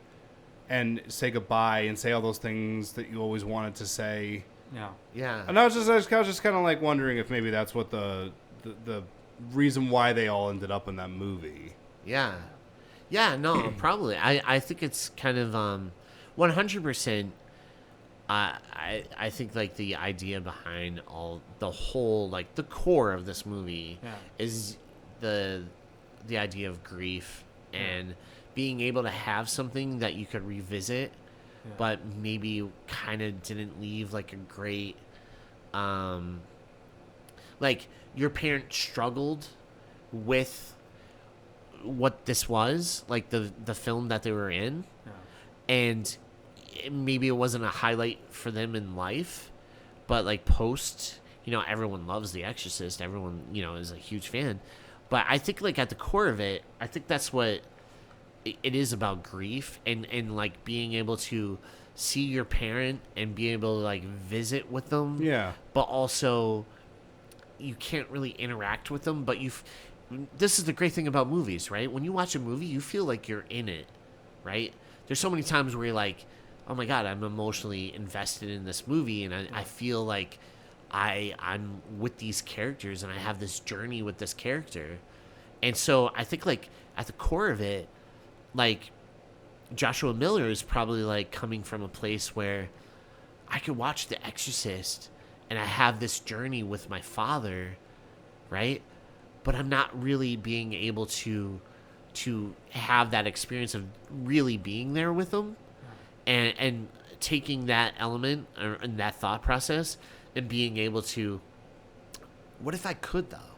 What if I could have that journey and go through that movie, not just that movie, but other projects that my dad was in, and being able to be by his side going through these crazy adventures.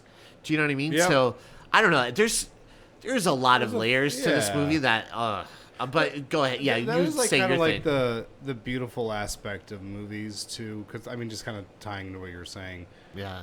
It's like, I think sometimes when people are like making films, like actors, for example, like they're like probably thinking like, what's my next project? You know what I mean? Like it's like you get one, so you gotta get another one. You gotta keep that career going. Yeah. But like all the time that you're spending making these movies, it's like you're being like immortalized 24 frames per second. Yeah. And there's something so wonderfully beautiful about them at the beginning of the film sitting in the theater, and you're getting those sweeping shots and everyone just staring up at the silver screen, big eyes, smiling, excited to go back into that world. And it's like, for Max, it's like, oh, my mother's gone, but she's never going to be gone.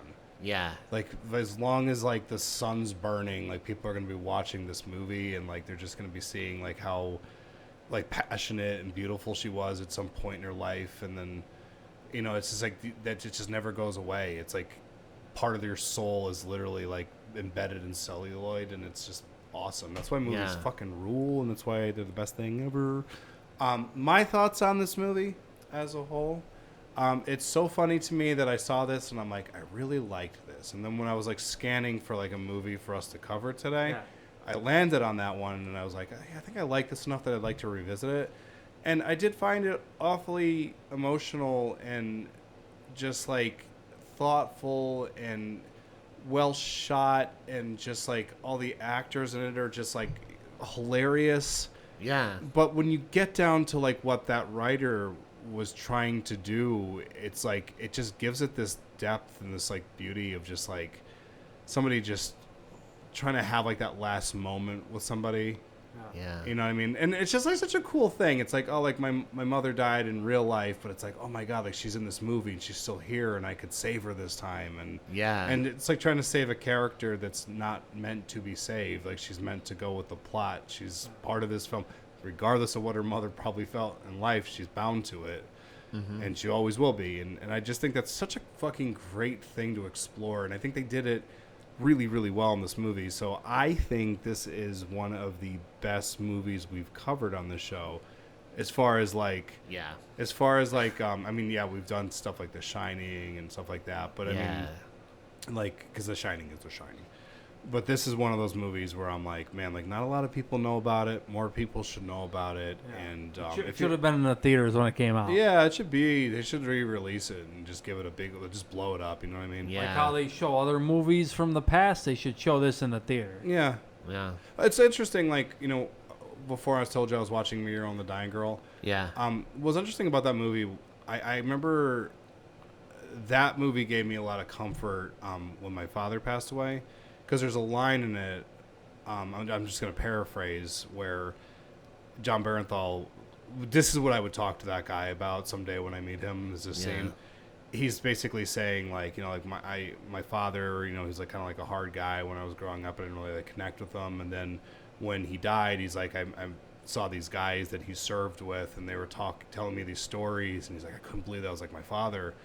And he's like, I realized that, like, you know, people don't ever really die as long as you keep asking, like, questions about them, because there's just parts of them that you'll never know and that you can learn from them, and their story just keeps going and going and going as long as you keep them alive.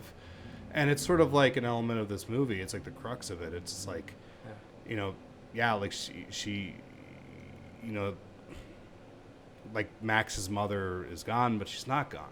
It doesn't have to be. Yeah. Right. And you can just revisit those films, and it's just like, there's some part of them in there, you know. You just get to experience their dream. But I love this movie. I love it too. Yeah. My final thoughts. I mean, it's kind of hard. Like, I feel like you guys touched on everything, you know, already. But this movie has so much heart. It's so funny because you said something that I was like, I was going to say the same thing. But this is one of the best movies that we have covered. I think just emotionally, yes, it's a horror movie. Yes, it's a comedy and a drama. And it does everything so well. And it kind of goes back to like what we talked about even before the movie about Sam Raimi knowing how to use different elements and meshing them up so well and perfectly. What they did with this movie was, and to its emotional core, like what this movie is saying and what it does. This is legit like a 10 out of 10. Just great movie. And I feel like any person, I could recommend this to anyone. I feel like this is one of those movies where, if you're slightly a horror fan and definitely like a comedy fan, Even if you're not a horror fan, if you're a fan of rom-com, I mean, you can just be a fan of that. I think this could touch. It marks all the bases, right? Like it touches all the bases where, it's so good, and it's kind of a shame because I don't think a lot of people saw this movie, and I don't see a lot of people talk about this movie. I think it got fucked. Like it's just one of those little movies that slipped through the got cracks. pushed. It got stuck in the shuffle of just being on streaming. Yeah. Yeah, they were too busy putting Lost in the shuffle. They were too busy putting a lot of shitty movies in the theater. This one didn't, I guess, get worthy of anyone's time. Like, no. This one's got, like, thought in it. Fuck There's you. a lot of deep thought into this movie. Yeah, let's put Rampage in the theaters instead. Yeah. Remember that movie? Yeah. But this is the type of film. This is art. Like, this is seriously art.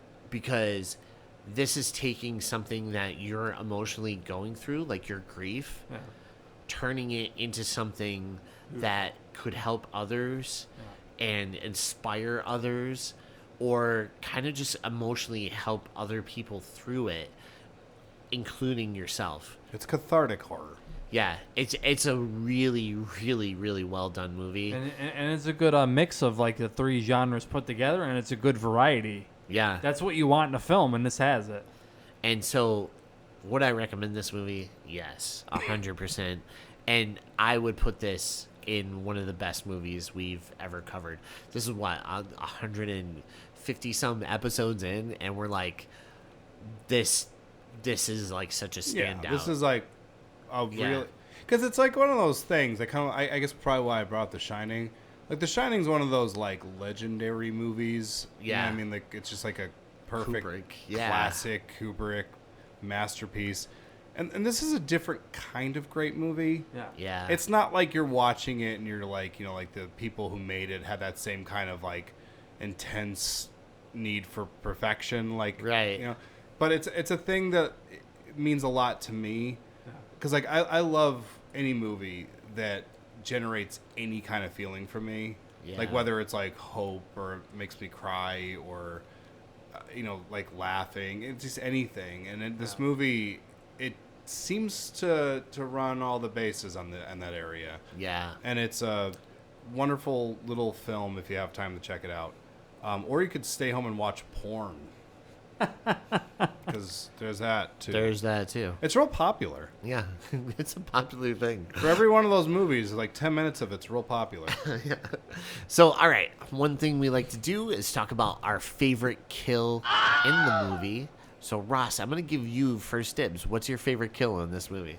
I would say the Duncan kill. Yeah? Oh, that's a good one. Yeah. All right. Well, the first one or second one? The first one. Okay. All right. Rory, how about you? Well, no one really dies, so I guess Billy. Yeah. I mean, like the characters die. I'm still gonna say Billy because that decapitation's pretty sweet. Yeah. It's real exciting too, because Max is just like taking him to town. That's pretty cool.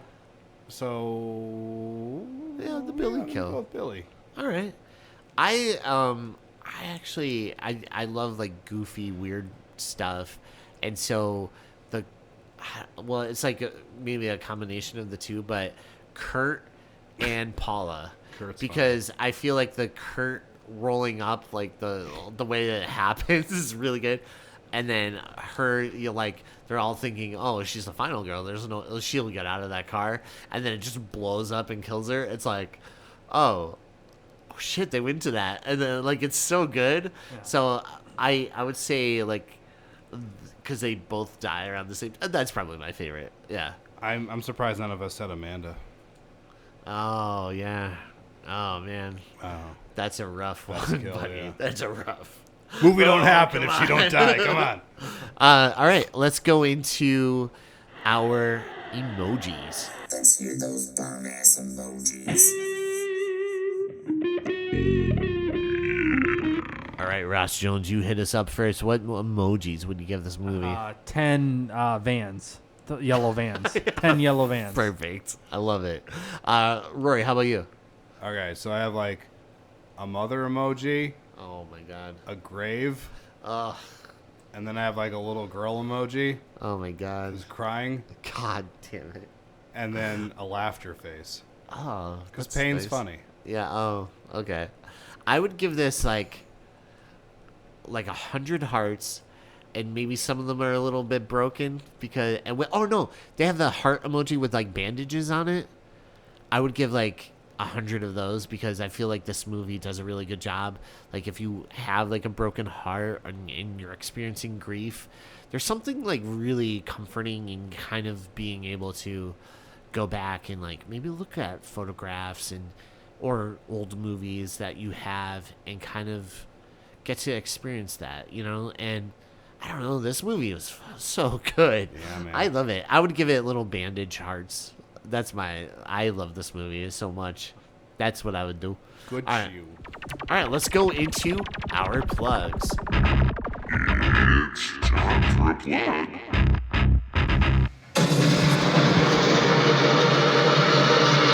All right, Rash Jones, hit us up. What do you have to plug? What's going on in your life or upcoming projects or stuff you're into? Stuff that I'm into. I don't even have upcoming projects, but stuff I'm into. Madonna just put out a new album. I think people should check it out because she just keeps like going and going and going. She doesn't quit. Yeah. Energizer Bunny. I'm glad you're promoting her because I feel like she doesn't get a lot of promotion anymore. No, well, she keeps reinventing herself. She reinvented herself her whole career, and she's like in her 60s now and still doing it. I mean, like she doesn't stop, you know. So Yeah. But her new album, Confessions on the Dance Floor too. So that, and what else? Nothing, huh? I'll say the new Alter Bridge album that came out, new Tremonti. That's good stuff. Hoping for a new Creed album next year. Hopefully. Hopefully. You have any good porn music that you'd like to? No, anything none of that. I'm just checking. Okay. I think that's good. I don't know. All right. Rory, how about you? I got Raven View Productions as a production company where we make films. And then we're also the production company that puts this podcast out each and every Wednesday. So look for them as they drop, because they drop every Wednesday, like clockwork.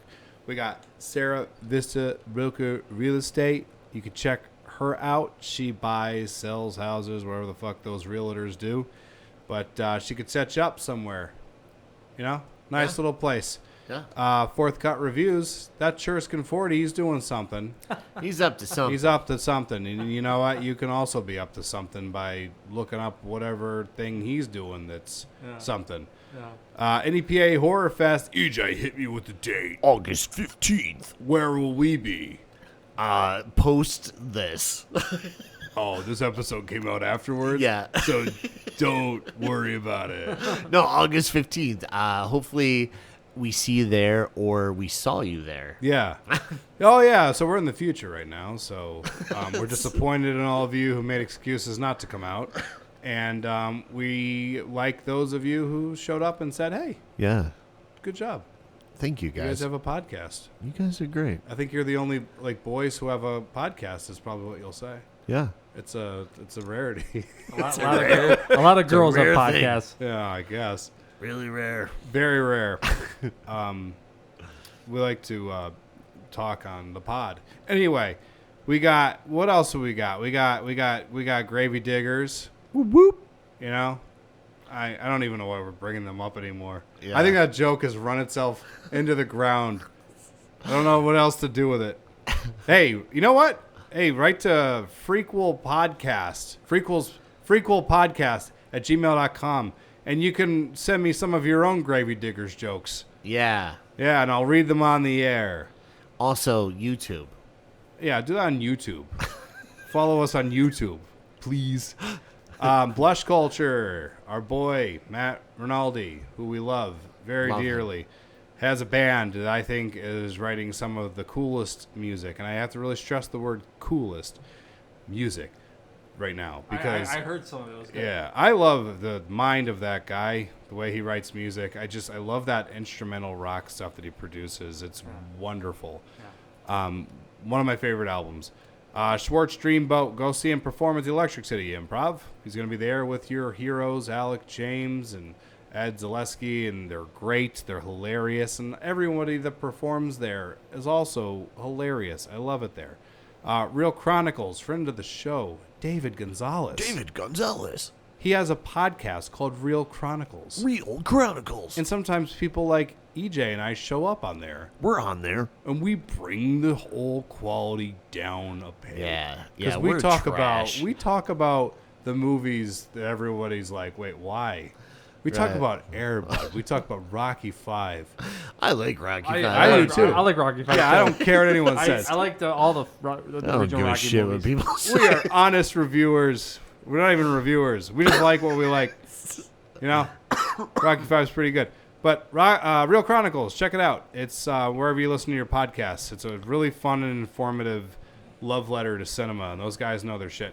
Criterion Collection. Why don't you just send us some stuff? Just send us something. Stickers. Please. Send us a sticker. Because I'm going to be like Andy Dufresne. I'm just going to write a letter Every day. every fucking day until you send me a big crate. Yeah. Crate of Blu-rays. Criterion Blu-rays. Barely and stickers. used. Amanda Aesthetics. You know you're successful and good at your job when you've got billboard money.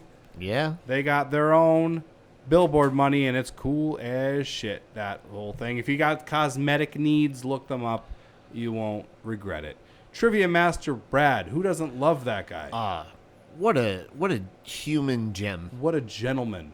Super gentleman. And I loved that episode he was on with my brother, Yeah. The Burbs. Yeah. Great episode. Yeah. I may have sounded like I was dying in the episode, but they certainly livened it up with their wonderful personalities. And you really, go check out Brad's Trivia. I just went last night, and the guy is so funny and keeps you entertained, and he makes you feel like you're going to win until he just kicks your legs out from underneath you. And you're like, oh, shit, I don't know this. Yeah, round 3 and 4, you really start to feel like things are not going to end well, Yeah. and they generally don't. But I think it's awesome that he does trivia like that because, like, it's not all that fun to just go in and know everything. Sometimes it's lots of fun to go in and learn things, and you'll learn things about your favorite stuff. So, whatever, go check them out. And then finally, everybody at home, we have reached the portion of the show where we discuss the kitties of NEPA Pet Rescue. Those cats are so cute, every one of them. They got little faces, triangle faces mostly, and sometimes they got little furry faces most of the time, except the hairless cats. But they need your love too. Yeah. Well, my point is, if you look up kitties of NEPA Pet Rescue, they are constantly posting cats, adorable cats, lovable cats that could be yours, on their website, on Facebook. And they're trying to get them homes. And if you need something in your life that will love you unconditionally, yeah, Ross knows. Yeah, I got 2 cats. Yeah, his cats love a convict. That's how deep their love goes. Omega and Boots. Yeah. Omega Boots. Boots has got your back after all the horrible things you've done. But Kitties of NEPA Pet Rescue, if you want to get involved, please go on freakquelspodcast.com. There's a link there that you can follow that'll take you to them, and you can get involved. You can donate food. You can give out some cool cat stuff, things that you think they will like. And you can help save one. I did. I took one home. My cat's name is Ella, and she's just adorable. And she's a young lady, and she likes listening to pop music right now. And she paints her little cat nails, and that's the life that I live. So that's all I got to say. EJ, take us home. All right, guys. If you want, check out Adam Farley's music on any platform where you listen to music. Make sure to check out his new single, Alone Again. It's amazing. The MDG crew kills it. It's so good. It's outstanding. It's catchy, well produced, well written. Check it out. It's awesome. And check out upcoming shows that they have, and go to the mdgcrew.com, and you could find upcoming shows that they'll have. Also, check out new Metal Messiah, Jon Snow. He Metal Messiah Jonathan Snowy Blowy. Make sure to check out him. Dude, he is one of the most incredible stage performers of all time, and it's someone you have to see live. He'll show you some calf action if you ask him. Sometimes he just already has them out. So go to one of his shows, get your mind blown, and then... And other things. Oh, whoa, hey. Yeah, that's all I'm saying. Oh, yeah, baby. But check out the hardest working man out there in the new metal, you know? Because this guy, he's in, what, like 19,000 new metal bands? And counting. And no, he's incredible. Check him out live. Go to the easterntributecollective.com, and you can find upcoming shows. Check them out. They have a Facebook. They have an Instagram. And follow all their sub pages for each of their different new metal things. They own an Olive Garden now, right? At this point, I wouldn't be surprised if they perform there. Yeah, they're like, we're family, and then yeah, and then Family. So then so check out that. Also check out Shantytown Design. They will hook you up with a cool logo or any kind of website that you need to sell your stuff or want to get out there. So go to Shantytown Design. Also, Respawn Tattoo. If you need some ink, don't think, get it done. And Jay, Gentle Jay, he will hook you up. He is one of the best guys in the world, one of the friendliest dudes. Check him out. He's awesome. Just even if you want to go there and get a consultation and chat with him, do it. And also, don't forget, Ross and Ross Jones. I just want to say thanks for being here. But also, what else? FreakQuelsPodcast.com. If you're looking for merch and you need like a shirt, a hat, some glassware, Speedo, check out FreakQuelsPodcast.com. We have actually right now there's a discount on a child-sized casket. Yeah. So yeah. So go check that out. There's a kid in there too. Yeah, but don't worry, he's dead. And so, anyways, real cute kid. Is Schrodinger's kid. Is he alive? Dead? We don't know. But also, with that being said, special thanks to our buddy Ross. Dude, thank you so much for being on the show. Hey, you're so welcome. great. Please come back anytime you want. I will. Yeah. Let me know. Oh my god. The Bear's back. Oh my god, the Bear's back. He got in. Oh no, he got Ross. Oh my god. Oh god, he's got Ross. Ross, are what you okay? Do we do? Oh my god, he's chewing on him. Oh, Ross, are you okay? Do you have any last words? Any last words? What do you say? He had some slacks? He said the Bear's wearing nice slacks. That doesn't make any sense. Those fucking kids let him in after we... Well, I guess we kind of left them to die. Yeah, well, that's our fault. Sorry, Ross. Let's watch that movie that Ross was in so we can relive the magic. I think it's just a porn. Yeah. Okay. And what a porn. What a porn that was. All right. That was our time in the infirmary, and thanks for stopping by Camp FREEQUELS. And, guys, have a great night, and thank you for listening to Camp FREEQUELS.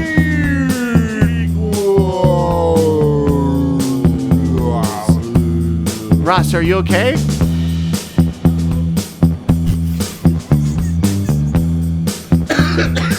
Bear's chewing on Ross's head right now. And I can barely hear what he said.